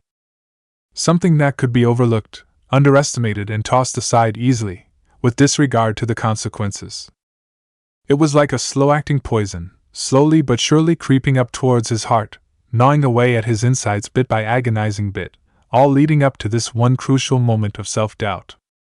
As Connor Kenway stared into Haytham Kenway's eyes, not triumph did he feel, nor jubilance.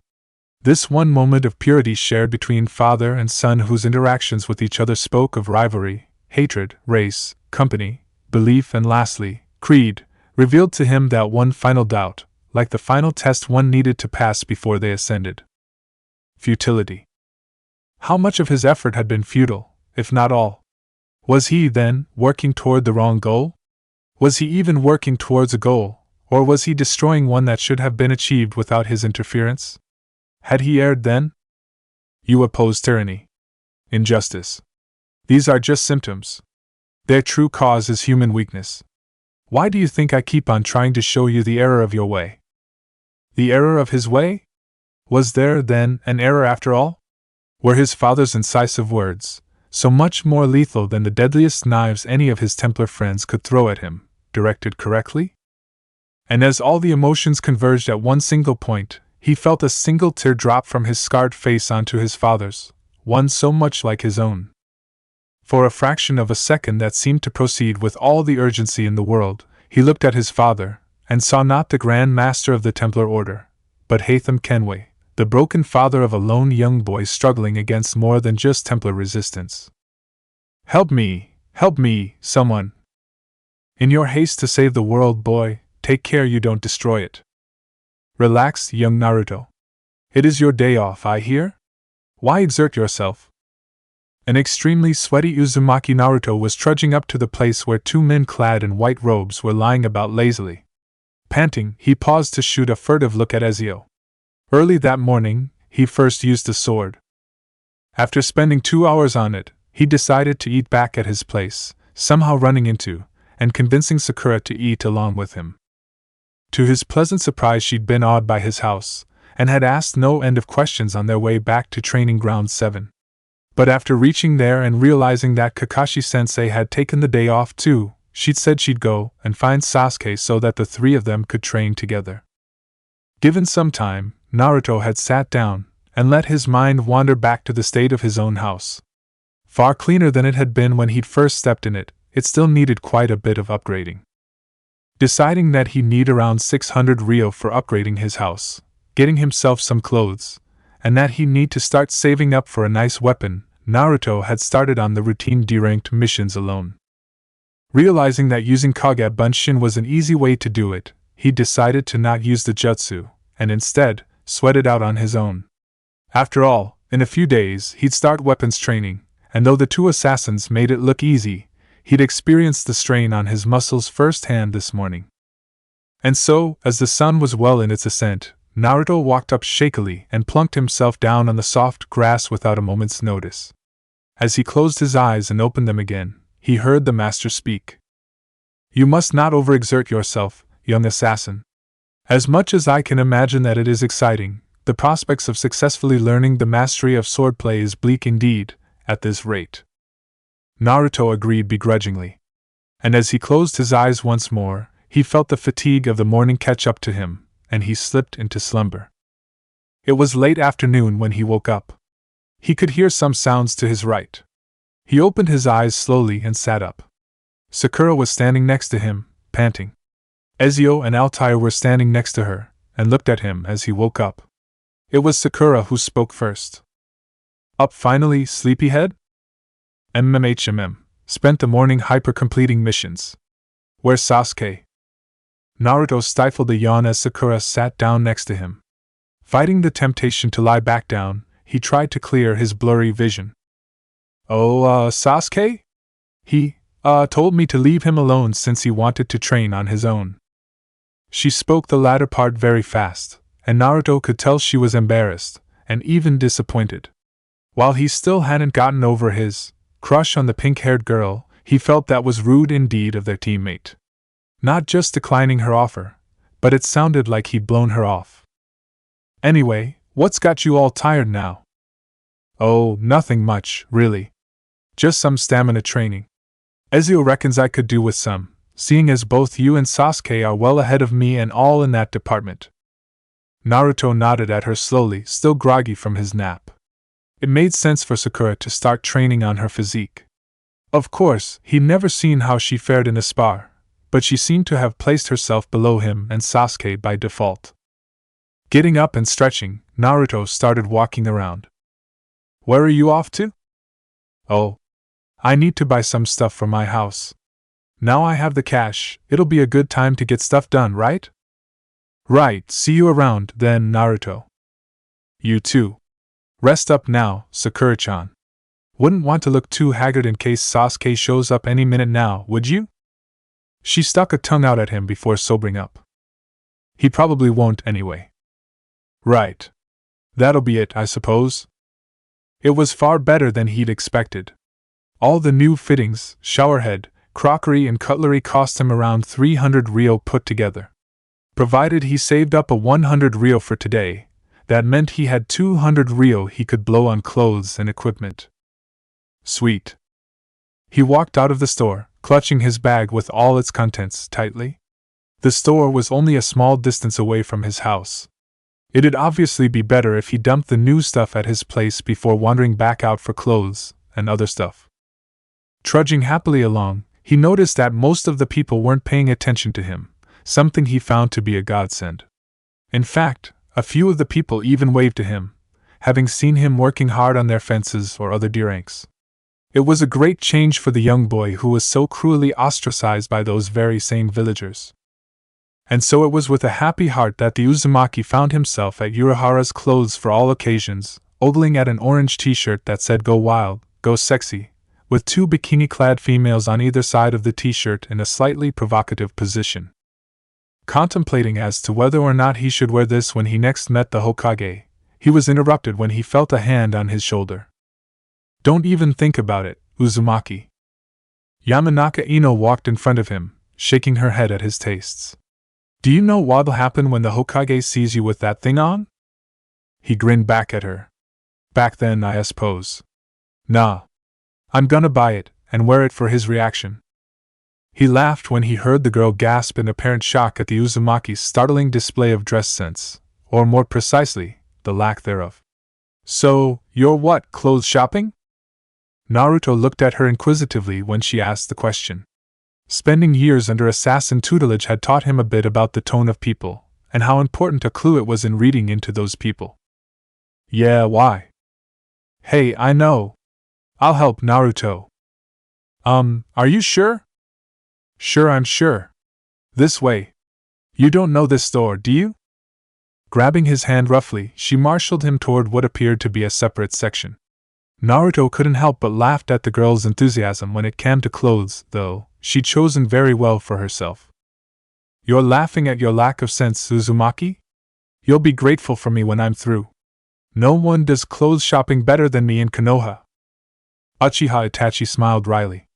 It was just as he'd expected. Their leader had ordered him to embark on yet another mission, this time with an accomplice of choice. Lies and secrets, violence and murder. Uchiha Itachi's emotionless obsidian eyes had seen it all.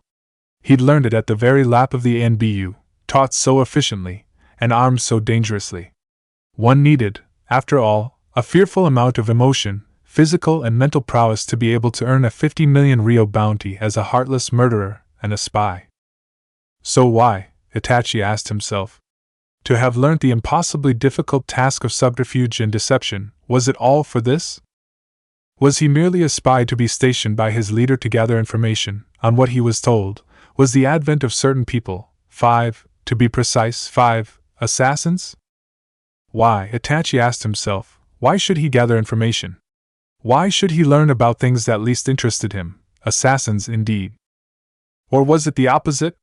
Was it the fact that he didn't need to gather information because he knew it all already? But how? How could Uchiha Itachi already know about how 5 people were summoned to the village hidden in the leaf, across, if he wasn't wrong, even time? How could Itachi know of Sarutobi Hiruzen's so far flawlessly executed plan? How indeed, Itachi thought. He still wore that same wry smile as he and his partner, Orochimaru, sat in comfortable chairs in Hiruzen Sarutobi's office, as they fed him the latest information concerning the most dangerous criminal organization in the world. After all, Itachi thought, what was life without a bit of double-crossing and deception? Edward Kenway opened his eyes. Darkness. Darkness everywhere, as vast as the ocean. Why? He was a privateer, at first. Just a lowly, scum-licking privateer. That was how he viewed the job. Freedom, that was what he wanted. Freedom, and all the bloody riches and drink that came along with it. Now that was the life. For years I've been rushing around, taking whatever I fancied, not giving a tinker's curse for those I hurt. Yet here I am, with riches and reputation, feeling no wiser than when I left home. And when I turn around, and look at the course I've run, there's not a man or woman that I love left standing beside me. Fuck. Fuck. Fuck. Wasted it all, didn't I? I need some more time, that would be right. Not time to get filthy rich, time maybe to learn a bit more. Some time would be bloody great, lad. Edward Kenway opened his eyes with a start. His heart was beating fiercely against his chest. Light everywhere, as vast as the ocean that he'd traversed for years on end, plundering, pillaging, thieving, killing. And Edward Kenway knew. It was realizations like these, very few people ever really experienced them. Those realizations that scare you and excite you to no end at the very same time. He knew, if he just had more time, thieving, killing and plundering would have been so much more meaningful, would have gained the purpose it seemed to lack. Lad. Just some time. You'll see what Edward Kenway can do with a tad more time in his hands. A face seemed to move in and out of focus. Nobody spoke. There was literally pin-drop silence. A tall man with a beard came into focus. White and red robes seemed to cling onto his body, and a crest was clearly visible on a sash across the tall man's waist. Welcome, Edward Kenway. The tall man spoke rather softly, with a strange accent. Edward Kenway was still lying down, but could now clearly see the man, and a few others standing beside him. Another one, shorter though, but dressed similarly, was standing back, looking at him intently. Edward Kenway groaned, feeling slightly sick. Sweet Jesus. Not you bunch of jollies again. Chapter 20, Character Chronicle, Uchiha Madara. Following the immediate events after the formation of the village hidden in the leaf. He hated it. He loathed it. He despised all of it. The warm atmosphere had something to do with it, he supposed. It got to him like an itch, like something he wanted to scratch and throw away. The final rays of the sun were receding from the horizon. The birds chirped happily amidst the sound of the whispering leaves. He was leaning carelessly on the wooden railings on his porch. Legs lay outstretched, and one arm was curled up into a fist, something, he found, always comforted him, ever since his childhood. Uchiha Madara smiled wryly as the blunt flavor of the Rubicon wine hit the back of his throat. Pausing to look up, he brought the vessel to his lips again, and sipped gently, without a sound. He'd always held an impeccable demeanor. Anyone who looked at him never failed to look again. It was not just his appearance, not the way one eye was always covered by a thick shock of bluish-black hair, not his broad shoulders, not his ever so slightly sunken eyes. Rather, it had more to do with the air around him. Uchiha Madara always held an air of dominance, without even showing so much as a flicker of emotion. It was like he was constantly intimidating you, but without showing any outward emotion. As the sun sunk lower and lower, he couldn't help but feel his spirits rise. The night always livened him. It made him feel enriched, alert. The day, however, especially at this place, so bright and warm. The soaring spirits wouldn't last, though. He spied 2 of his clansmen in the far distance, farther than a normal man could see. This probably the reason the 2 men hadn't sensed his presence. The mere sight of his clansmen irked him. How did all of this come to pass? Some time ago, my men would be battle-ready at the very sound of Senju. But now, they fraternize with their very enemies like low-born scum. Given time, they would even fornicate with those despicable excuses for shinobi. A sudden, sharp spike of anger rode his mind on his last thought. His hand suddenly gripped the wine glass tightly. Still looking up, he flung the glass away, unmindful of the sound of it hitting the ground and shattering. Shatter, just like me. Curse you. Curse you, Hashirama. The last ounce of his sudden temper ebbed away, to be replaced by dull weightlessness. He slowly closed his eyes, and gave in completely to his thoughts. Gifted since birth, potential, lots of them. A happy childhood, 4 brothers, and then, the war. 3 of his brothers, gone, dead. Extreme grief, and then, determination. Couple that with hard work, a rise to dizzying heights, respect of fellow clansmen, power, prestige. And then, a leader, the strongest. But it wasn't to be. An interruption, a thorn in my flesh, a friend, a close friend, then, a rival, and then, enemy. That face, that very face. Hashirama Senju. Somehow, through means Madara knew not, he'd won the respect of his men. The very men who'd sworn their entire lives to him were now happily lapping up Hashirama's giveaways like obedient dogs. In the end, it mattered not. Hashirama had gained everything: the village, his men, respect. On the other hand, he, Madara, had been left with nothing. His men, his dignity, his pride, and most of all, his will. Hashirama Senju had taken it all. He didn't know where it had gone wrong, where it had started the unknown downward spiral. What a despicable excuse for a weapon! Why even, one might as well wield a quarterstaff in battle. But Hashirama had flaunted even that. Most of the village's founding structure was based on Hashirama's wood release. Even the porch he was sitting on, right now, was his. What belongs to me then? What have you left me, Hashirama? Still closing his eyes, he bent, picked up a piece of shattered glass, and flung it, with all his might, forward, wishing, hoping that whatever it pierced would be Hashirama's heart. Hearing a sudden sound not long after he'd flung the glass piece, he opened his eyes, and his breath caught in his throat. As if Hashirama tormenting me weren't enough, his cursed wife too? His eyes focused on the lithe figure of Uzumaki Mito, watching him curiously, with a soft frown adorning her face. I didn't sense you. The woman's frown seemed to soften. It's not often I don't sense someone, and better still, someone who is standing so close. It is good to see you too, Uchiha. Does it irk you to speak my name, just like everyone else in this cursed place? Madara's face showed no emotion at all.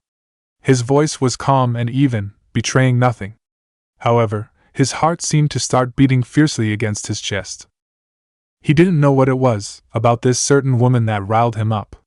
Maybe it was the fact that she was Hashirama's wife, or it could be the way her bright red hair led a soft dance with the wind, or her dark eyes, and the way they looked steadily at him. Whatever it was, Madara had already decided that holding a conversation with Hashirama without losing his temper was easier than confronting his wife. She laughed. It wasn't wild or showing great joy. It was dignified, yet it wasn't put on just for pretense. No, indeed, Madara. Uzumaki Mito walked up closer to him. Meanwhile, Madara remained seated, but folded his legs and sat straight, as a show of respect. Why did you come here? Mito, who was adjusting her sash, looked up with a cheerful smile. No reason specifically. Hashirama had to go for a village meeting, and I wanted to enjoy the breeze. While walking about, I sensed your wayward chakra.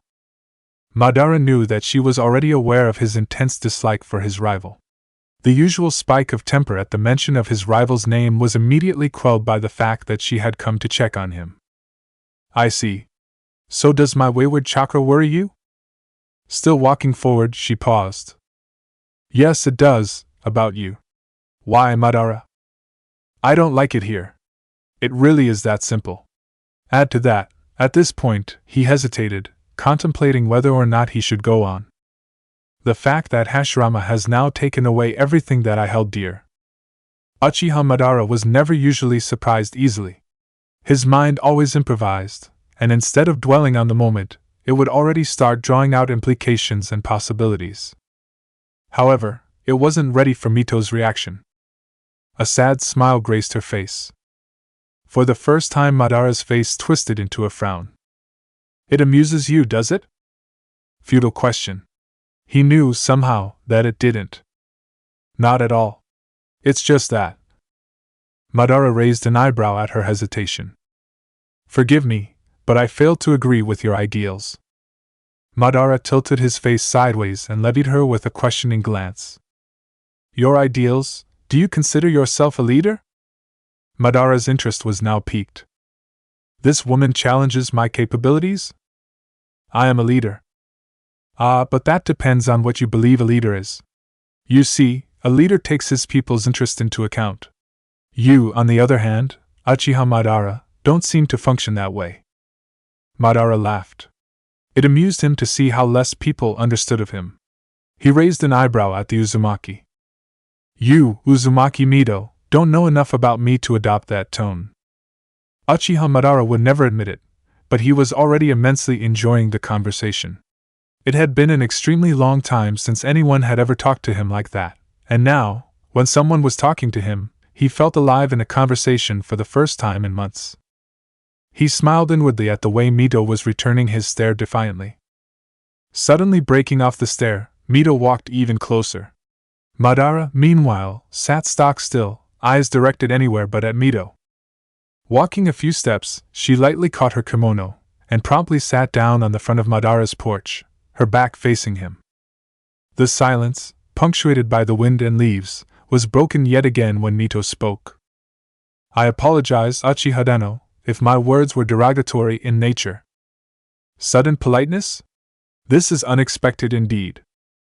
At this point in time, Madara was still calmly looking to his left, at the trees, and the darkening landscape. Mito turned sharply, and Madara drew his gaze to her yet again. Do you think I do not know of your condition? You, the great and valorous Uchiha Madara, have been abandoned by your people, who are now in favor of my husband. Do you really think this is Hashirama's fault? Do you know what it really is to be a leader, Madara? Madara, who'd been meeting her determined gaze with a gentle smile up until this very point, suddenly became expressionless. Mito still held her glare. To her surprise, Madara got up, ever so suddenly. Instead of looking up at him, Mito held her gaze level, and got up too, to face him. The two shinobi stood facing each other, both locking eyes. Their heights were almost level, with Madara being taller than Mito by a small amount. Do not challenge me, Uzumaki Mito. You misunderstand. On the contrary, it is you who does not understand. You ask me what it is to be leader? I shall tell you, Uzumaki, so listen well. A leader isn't someone who stands above all. A leader isn't someone who watches as his men die. A leader isn't someone who dishes out commands, expecting them to be followed. A leader is the man who walks with his men, as a guide, and a man who would willingly give up his life if it meant victory for his men. A leader is someone you look up to, as a source of joy or inspiration. Madara spoke in a low tone, but Ito Uzumaki's gaze seemed to falter. Uchiha Madara was no longer playing around. He was now in earnest. You ask me what it is to be leader, Uzumaki Mito? I shall not reply to your question. Forgive me, but I will only ask more questions. Is it being a leader when you follow your men into an abyss? Is it being a leader when you submit to your men's foolish demands? Is this what it is, then? Here I am, forsaken by just about everyone. My family gone. My men gone. My will? It will probably be the only thing I cling on to. And cling on to it I will. Mito's gaze faltered yet again. They were standing extremely close to each other, and, at one point, Mito lowered her gaze. Tell me, Mito. Uzumaki Mito didn't respond. Not when she felt Madara Uchiha touch her cheek. Not when she felt him lift it, by just a fraction. Not when she realized what was going to happen. Not when Madara brought his face forward, and not even when their lips touched. It could only have been for an instant, a momentary second of tranquility, and then gone, like a wisp of smoke. It could even have been for an eternity, stretching on and on, like the vast, endless ocean. Whatever it was, it didn't matter, really.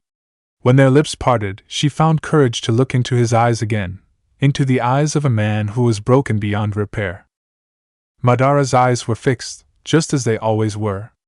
No changes, none at all, not a sliver of emotion coursed through his elegantly carved face.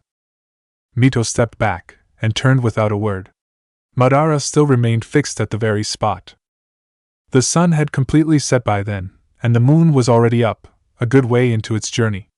She had barely walked a few steps when... Ah! There you are, my dear!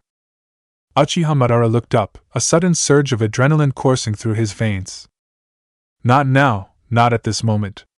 It had been so perfect. She would just walk away, and he would sit down, back where he'd sat. And then, he would remain thoughtless. But now, that was destroyed by the very man who had taken everything from him.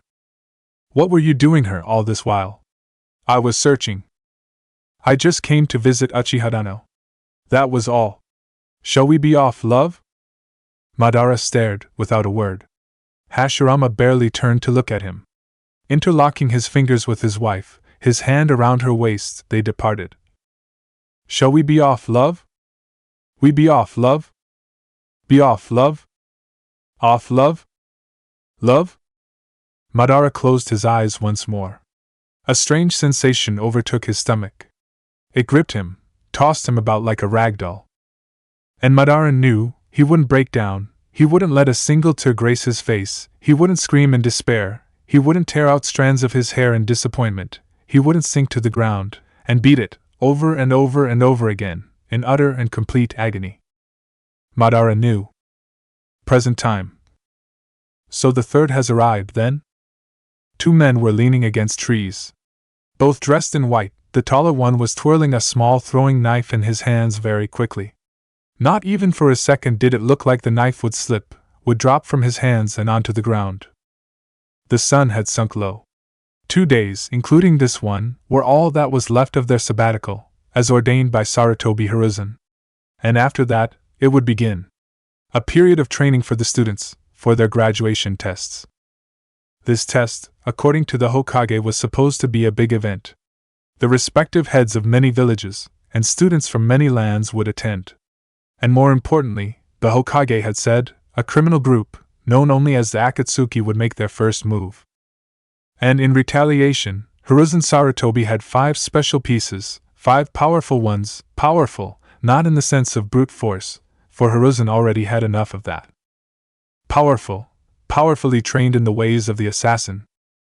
The sneak, the knave, the thief, the wit, the warrior. The fruit of gold, a piece of 5. Wicked demon no more shall thrive. Understanding. That one crucial thing that humans seem to lack. For Uchiha Madara was sure, if the case was of the contrary, he was the hero, and the Hokage of Konohagakure was the villain. But now, it was different, wasn't it? The world was all painted in hues of black and white. And what did it matter, really, if he was black? In the end, everyone would return to what he was, and he would rise, transcend into white. Uchiha Madara knew. He knew what to do. Nine Tails, you are merely a momentary life, a temporary existence of coalesced energy, energy that once was a single, ultimate form. An unstable force, lacking in intelligence or sapience. You require a guide to show you purpose. That guide is the Uchiha. The tailed beasts are but slaves to those with a true purpose at heart. Obey. Chapter 21, Contrived. The Thirst for Knowledge. Sadly underestimated, however, unimaginably terrifying. Yes. To see a person possessed by that drive, that inane, unquenchable thirst for information, for knowledge is indeed far more fear-inducing than you can imagine. For you see, for that period, that certain man is untouchable, is impenetrable, is unparalleled. When a man labors over knowledge, he is in his truest, most sublime form. In that time-space, not only is he frighteningly impervious to anything, he is, at the same time, equally fearfully susceptible, so easily subject to change. Such a powerful tool, knowledge, information. And you see, the best part was that one would never possess it. One never possessed knowledge, you just strove after it. After all, that was why striving for knowledge was only for that select few. Because only that select few can handle that crushing, yet insanely satisfying realization, that one never truly attained knowledge. Orochimaru knew that. Orochimaru knew that so well he surprised himself sometimes. It was so blatantly obvious, like a brick wall, always right in front of you. You would go on and on and on, striving after incredibly childish ideas like power, peace, immortality, and that was just it. You would simply go on and on, push yourself, mutilate yourself, beat yourself up over it, not realizing that answer was always right there in your mind. You suddenly realize that fact, that true knowledge is never achieved, and suddenly, magically, the brick wall in front you changes into a well-furnished pavement, a flight of steps for you to ascend. It was a cruel test, Orochimaru knew, one had to pass to realize it. He himself had succumbed to the phenomenon, that sapping heat that sucks the very life out of you when you're filled with that quest for knowledge. And all for what, really? Would it make you the strongest, the most powerful? What purpose would that serve, really? After all, someone would come, ready to challenge you, having amassed more knowledge than you at one point. No. No, no, no, no. That was not it at all.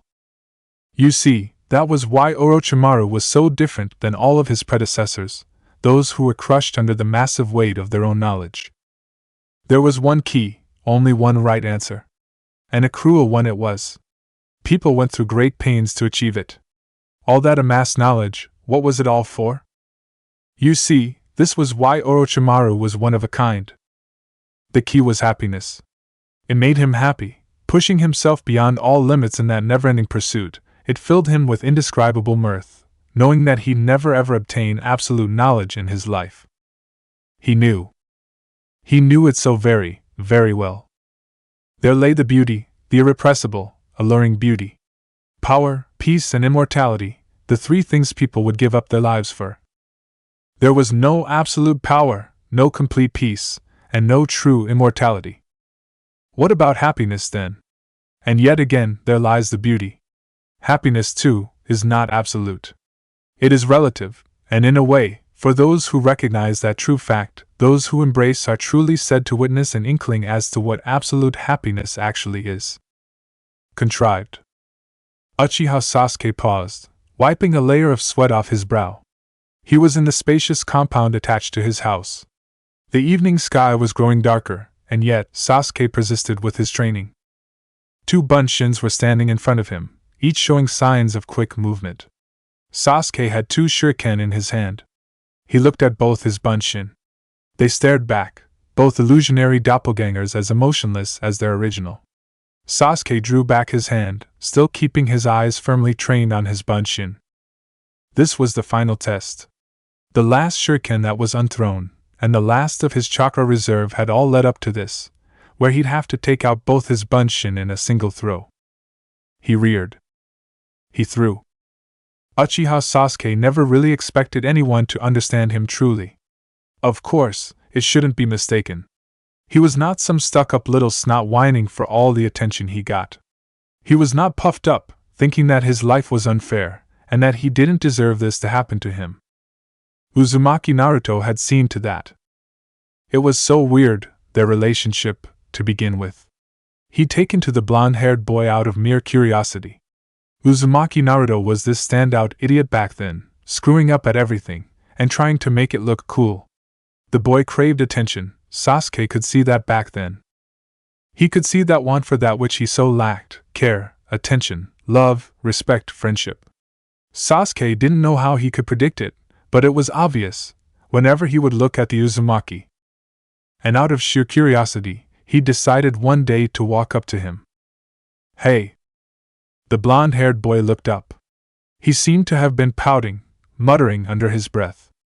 The crease on his forehead had indicated that all hadn't gone to plan when Haruno Sakura had responded to Naruto's invitation to have lunch with him by slapping him. It was to be expected, of course. Sasuke, though, didn't understand why the blonde-haired persisted in asking her every single day. He personally thought that the pink-haired girl was of absolutely no interest whatsoever, other than the fact that she and her friend used to top the class during their tests. The moment Naruto had heard Sasuke's greeting, he turned, rearranging his expression quickly to a more indifferent one. "Hey!" Sasuke knew the boy's tone didn't match his thoughts. He sounded aloof, and knew for a fact that the boy was faking it. All the while, the blonde-haired boy had been staring at Sasuke curiously. No one, after all, ever took a voluntary interest in the dead last Uzumaki Naruto. Yeah?" The inquisitive voice of the Uzumaki shook Sasuke free of his thoughts. "Oh, nothing." Sasuke turned. Out of peripheral vision, he could see the boy slump back on his bench, getting back to chuntering under his breath. Sasuke had barely walked a few steps when... "Hey, Emo! Wanna share lunch?" Literally everyone in class turned towards them. Sasuke frowned inwardly. What was with the sudden familiarity in the boy's tone? For a split second, Sasuke's mouth formed the ghost of a smirk. "Sure. Get it outside, if you have anything to share, that is, dough." A collective gasp was heard. Murmurs were breaking out all over the class. Every single girl, and most of the boys, were staring open-mouthed at the two of them. And amidst the shock, Uzumaki Naruto and Uchiha Sasuke walked out. Well, that had been the start of their weird relationship. Somehow, it had fueled rivalry between the two boys. Suddenly, to his surprise, Uchiha Sasuke found himself coming to school to talk to the boy, found himself, well, looking forward to it. He couldn't help it. It was just that Uzumaki Naruto was interesting. Beneath the tomfoolery, the obnoxious orange shirt was a boy who was quiet, didn't talk all that much, someone who was ashamed to show that he was depressed at the lack of attention. Of course, the boy was a screw-up when it came to anything related to academics, or even their practical application. Sasuke couldn't blame the boy. It was like a chain reaction on a permanent loop. The teachers would ignore the boy wouldn't pay attention, the teachers would test the boy, subsequently failing him, the boy would retaliate by doing something supremely foolish in front of everyone, the teachers would ignore the boy, and it went on and on and on. But scratch that, the reason that class topper, handsome hero Uchiha Sasuke hung out with Baka Naruto no Dobe was that it was simply a very effective outlet. Naruto had this ability to make him forget about his own worries, his brother, his murdered clan. Twisted thoughts of revenge and anger simply fled from Sasuke's mind as he would talk to the Uzumaki. And then, the boy had disappeared one day. A measly excuse of a kidnapping had been met, when announced, with base indifference, to Sasuke's incredulity. Surely the Hokage knew more about it. After all, the Hokage knew everything. The Hokage, for instance, knew about Itachi. "Hey, are you alright? What's your name?" Two young boys were alone in a deserted alley. One was blonde-haired, currently down on his knees, next to a black-haired boy. The latter seemed to have passed out in the middle of the alley, and was slowly just regaining consciousness. Who are you?" the black-haired boy asked groggily, clutching his head. My name's Naruto, what's yours? Nah, are you, too? The black-haired boy's vision started swimming again. However, just before blacking out for the second time that night, beside the vague sound of the blonde-haired boy shaking him lightly, he thought he saw an old man in white robes. Hey! You been here all day? Naruto Uzumaki walked into the backyard. Sasuke was lying on the ground, panting, exhausted with the day's efforts. Yeah. Training hard, eh? Dusk had well and truly set in. He could hear the telltale rise and chatter down on the streets. Right about now, a gaggle of pedestrians would flock every shop and restaurant, exclaiming happily about a new sale or begging their groaning dates to buy them something.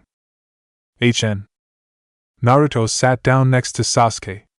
Pulling up a small bit of grass, he threw it on Sasuke, who immediately grimaced. You were rude to Sakura team. Sasuke looked up at Naruto with a blank expression on his face. So? We're a team, you dick. Now I know she really likes you and stuff, and you find it annoying, but it wouldn't be cool if you ended up wrecking our dynamic by pushing her off, like you do every time. Naruto finished this rather long monologue on a breathless note. Sasuke, still lying down, acknowledged his teammate's words. But I thought you'd be happy, Dobe, you like her too, don't you? Like, right? Naruto grunted. Drop me out of this, team. I'm not in the picture. It's a team we're talking about, see? Why would you care who I like? He turned toward the Uchiha, who sat up with a grunt too. Because the one you like is on our team, Dobe. Okay then. Let's do this, shall we? You go the way you're going, and I'll continue with mine. I have no interest in going out on dates with Sakura. I have several other things on my list of what not to do, right? Naruto looked at him with a solemn expression on his face. She really likes you, Sasuke. Sasuke stood up now, stretching his arms and legs. More like she really fangirls me, Dobe. It's scary. And I'm having doubts too. The two of you seem to be doing a lot of talking lately, if you asked me. I'm not Sue. Deciding against retaliating verbally, Naruto decided to mess with Sasuke's legs, when something in the far distance caught his eye. It seemed to have alerted Sasuke too. With his heart pounding rapidly, Naruto rose. The air seemed to have become colder all of a sudden, and he seemed to have lost his breath, become winded. Sasuke next to him seemed to have become still, and staring almost mechanically. He walked out of the rather boring office. For a job where he was double-crossing a world-known criminal organization by siphoning information to their enemy, this certain part had been very boring. Uchiha Itachi had just informed the Hokage of the Akatsuki's next move. Having done so, he'd walked out with Orochimaru. On exiting the office, Orochimaru had stumped off to the Forest of Death, claiming that he had to retrieve some of his old gear for their upcoming mission. Agreeing to meet outside the gates, unseen, of course, in half an hour, they'd separated. Having nothing to do, Itachi had decided to take a stroll through his former village. Of course, aware of the fact that there would be mass panic if people saw a mass-murdering villain wearing criminal robes calmly walking their streets, Itachi had taken measures. No, not the henge. Concentrating hard for a moment, Uchiha Itachi conjured up a very powerful genjutsu around himself. Now, when people would look at him, they would see a tall, thickly built man with a stony expression on his face. Walking through the streets with a small smile under his genjutsu, Itachi found not many things had changed, after all. The atmosphere remained the same, with the usual chatter and the babble, and the groups of girls exclaiming excitedly about a new clothes sale. The roads remained the same, mildly dusty, yet nice to walk on, even barefoot. The lights were coming on for the evening, and the smell of the roadside stalls were starting to make themselves known. Stopping short, he turned. He didn't expect a reaction out of himself, but his stomach gave a pleasurable squirm as he passed by the Uchiha compound. It was deserted, the front, the porch. Of course, he knew his brother Sasuke would still be here. Thinking of his brother seemed to add another squirm. Stopping for a second, he decided. Dispelling the genjutsu, he backed up a few paces. With one lithe jump, he landed on a building. Walking forward, across a parapet, he stopped when the Uchiha compound came in sight. and Uchiha Itachi watched. Casting another genjutsu ensured complete invisibility. He just sat down, squatting, put his arms on his knees and watched two boys, one of whom was his brother, and the other of whom was Uzumaki Naruto. They seemed to be talking, and to Itachi, it didn't matter about what, he didn't need to hear it to be assured of the fact that his younger brother had a trustable friend. A lot of people thought a lot of things about Uchiha Itachi. He was considered a genius, a prodigy like no other, ever since he was at the academy, and it surprised none when he decided to enter the ANBU.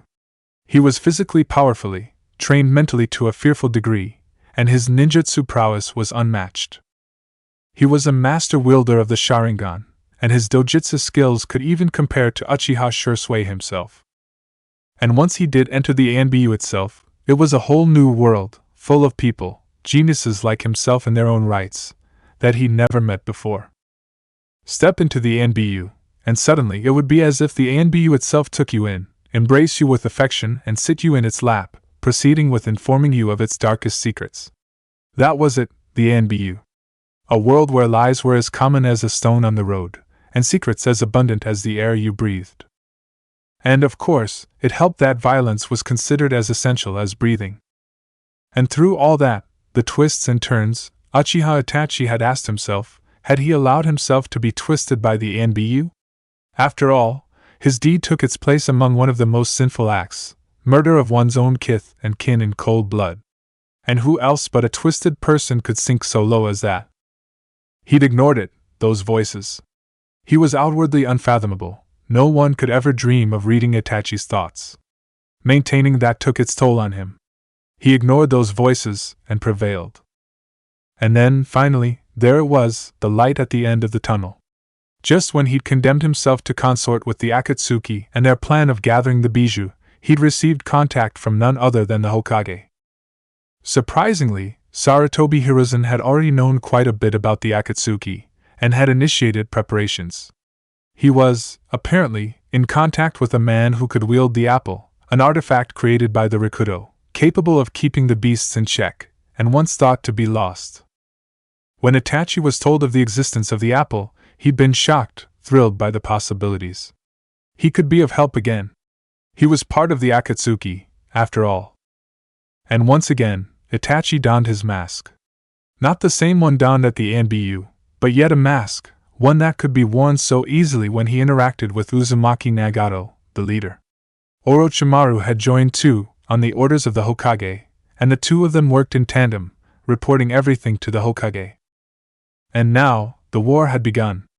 The assassins were summoned, across many lands, across space and time. And pretty soon, it would erupt with the fury of 1,000 suns.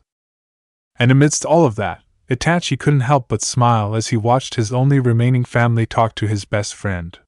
Sasuke wouldn't understand, but he would, at least, be happier, lead a happier life than himself. Tell Sasuke. Do not keep it from him. Let him know about me. And let him hate me for it. Let him hate me for being too weak to dissuade my own clansmen. Let him know the truth. Let him know that Uchiha Itachi was no criminal that night. Please, Hokage-sama, tell Sasuke the truth.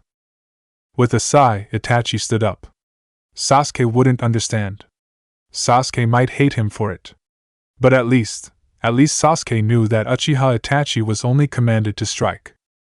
Dispelling the genjutsu for a mere second, he stared straight at the two boys staring at him with bated breath. The next second, Uchiha Itachi had melded back into the evening air of the village hidden in the leaf. That was Itachi. The Uzumaki wasn't questioning Sasuke. He was merely stating it.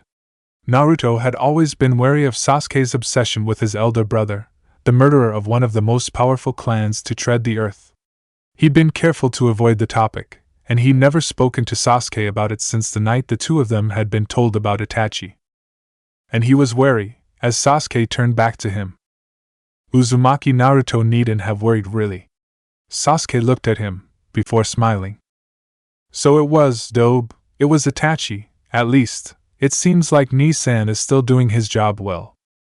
Naruto looked at Sasuke in surprise, before grinning back at him too. As long as Sasuke was taking it well, he needn't fear. It wouldn't do, however, to dwell on the topic. He punched the Uchiha's shoulder playfully. At least you're talking it well. So, ramen then? I'll call Sakura too? And as they walked out of the compound, still recovering from the shock that Uchiha Itachi had given them, Naruto was glad. The time would come for the two brothers to face themselves. And he hoped to God it wasn't in battle. Naruto tossed around that night in sleep. He didn't know why, sleep hadn't come so easily that night. And when he'd finally dozed off, it was an uncomfortable one. He was running, from what he wasn't aware of, but he was running as fast as he could, his heart pounding. And suddenly, he was in a garden, a beautiful one, filled with nothing but the most awe-inspiring red roses. Stopping in amazement, he bent down, stooping to pick one. And as he nipped the flower from its stalk, he pricked his hands on a thorn. And suddenly, he was bleeding, his hands were bleeding. He looked up, his eyes were obscuring with red blood everywhere. It hurt, it hurt. It hurt, it hurt. It hurt, it hurt. It hurt, it hurt. And suddenly, the world exploded. He was no longer in a garden.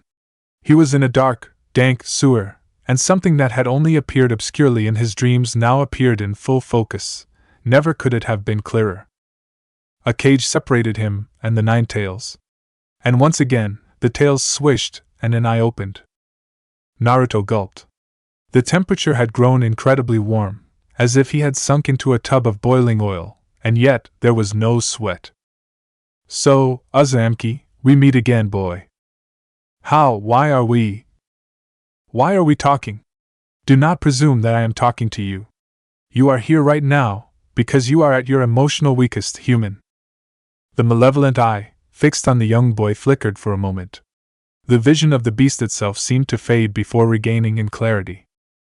How much time has passed since I have set sight on that thing? Old man Rikudo himself wielded that once. You're talking about. You do not know, human. You possess it not. Someone else wields the object. No, not one. I can sense it. I can sense 5 of your kind. Well, human. We shall see. We shall see very soon. Am I to be united with that object, forced back to docile suppression, or will I roam the lands that you tread once again? We shall see, indeed. The world collapsed, and Uzumaki Naruto awoke instantly, trembling. His heart was still beating fast, and his jaw still trembled. He placed a hand on his forehead. No, he wasn't warm, and yet. Deciding to decipher what his meeting meant later, he stood up to drink some water. Yet even such a beast is tamed. Wicked demon, no more the same. Now as seen, was hidden then. 'Twas done once, now once again. At the very same time, Uchiha Madara sat in his cave, a smile playing on his handsome features.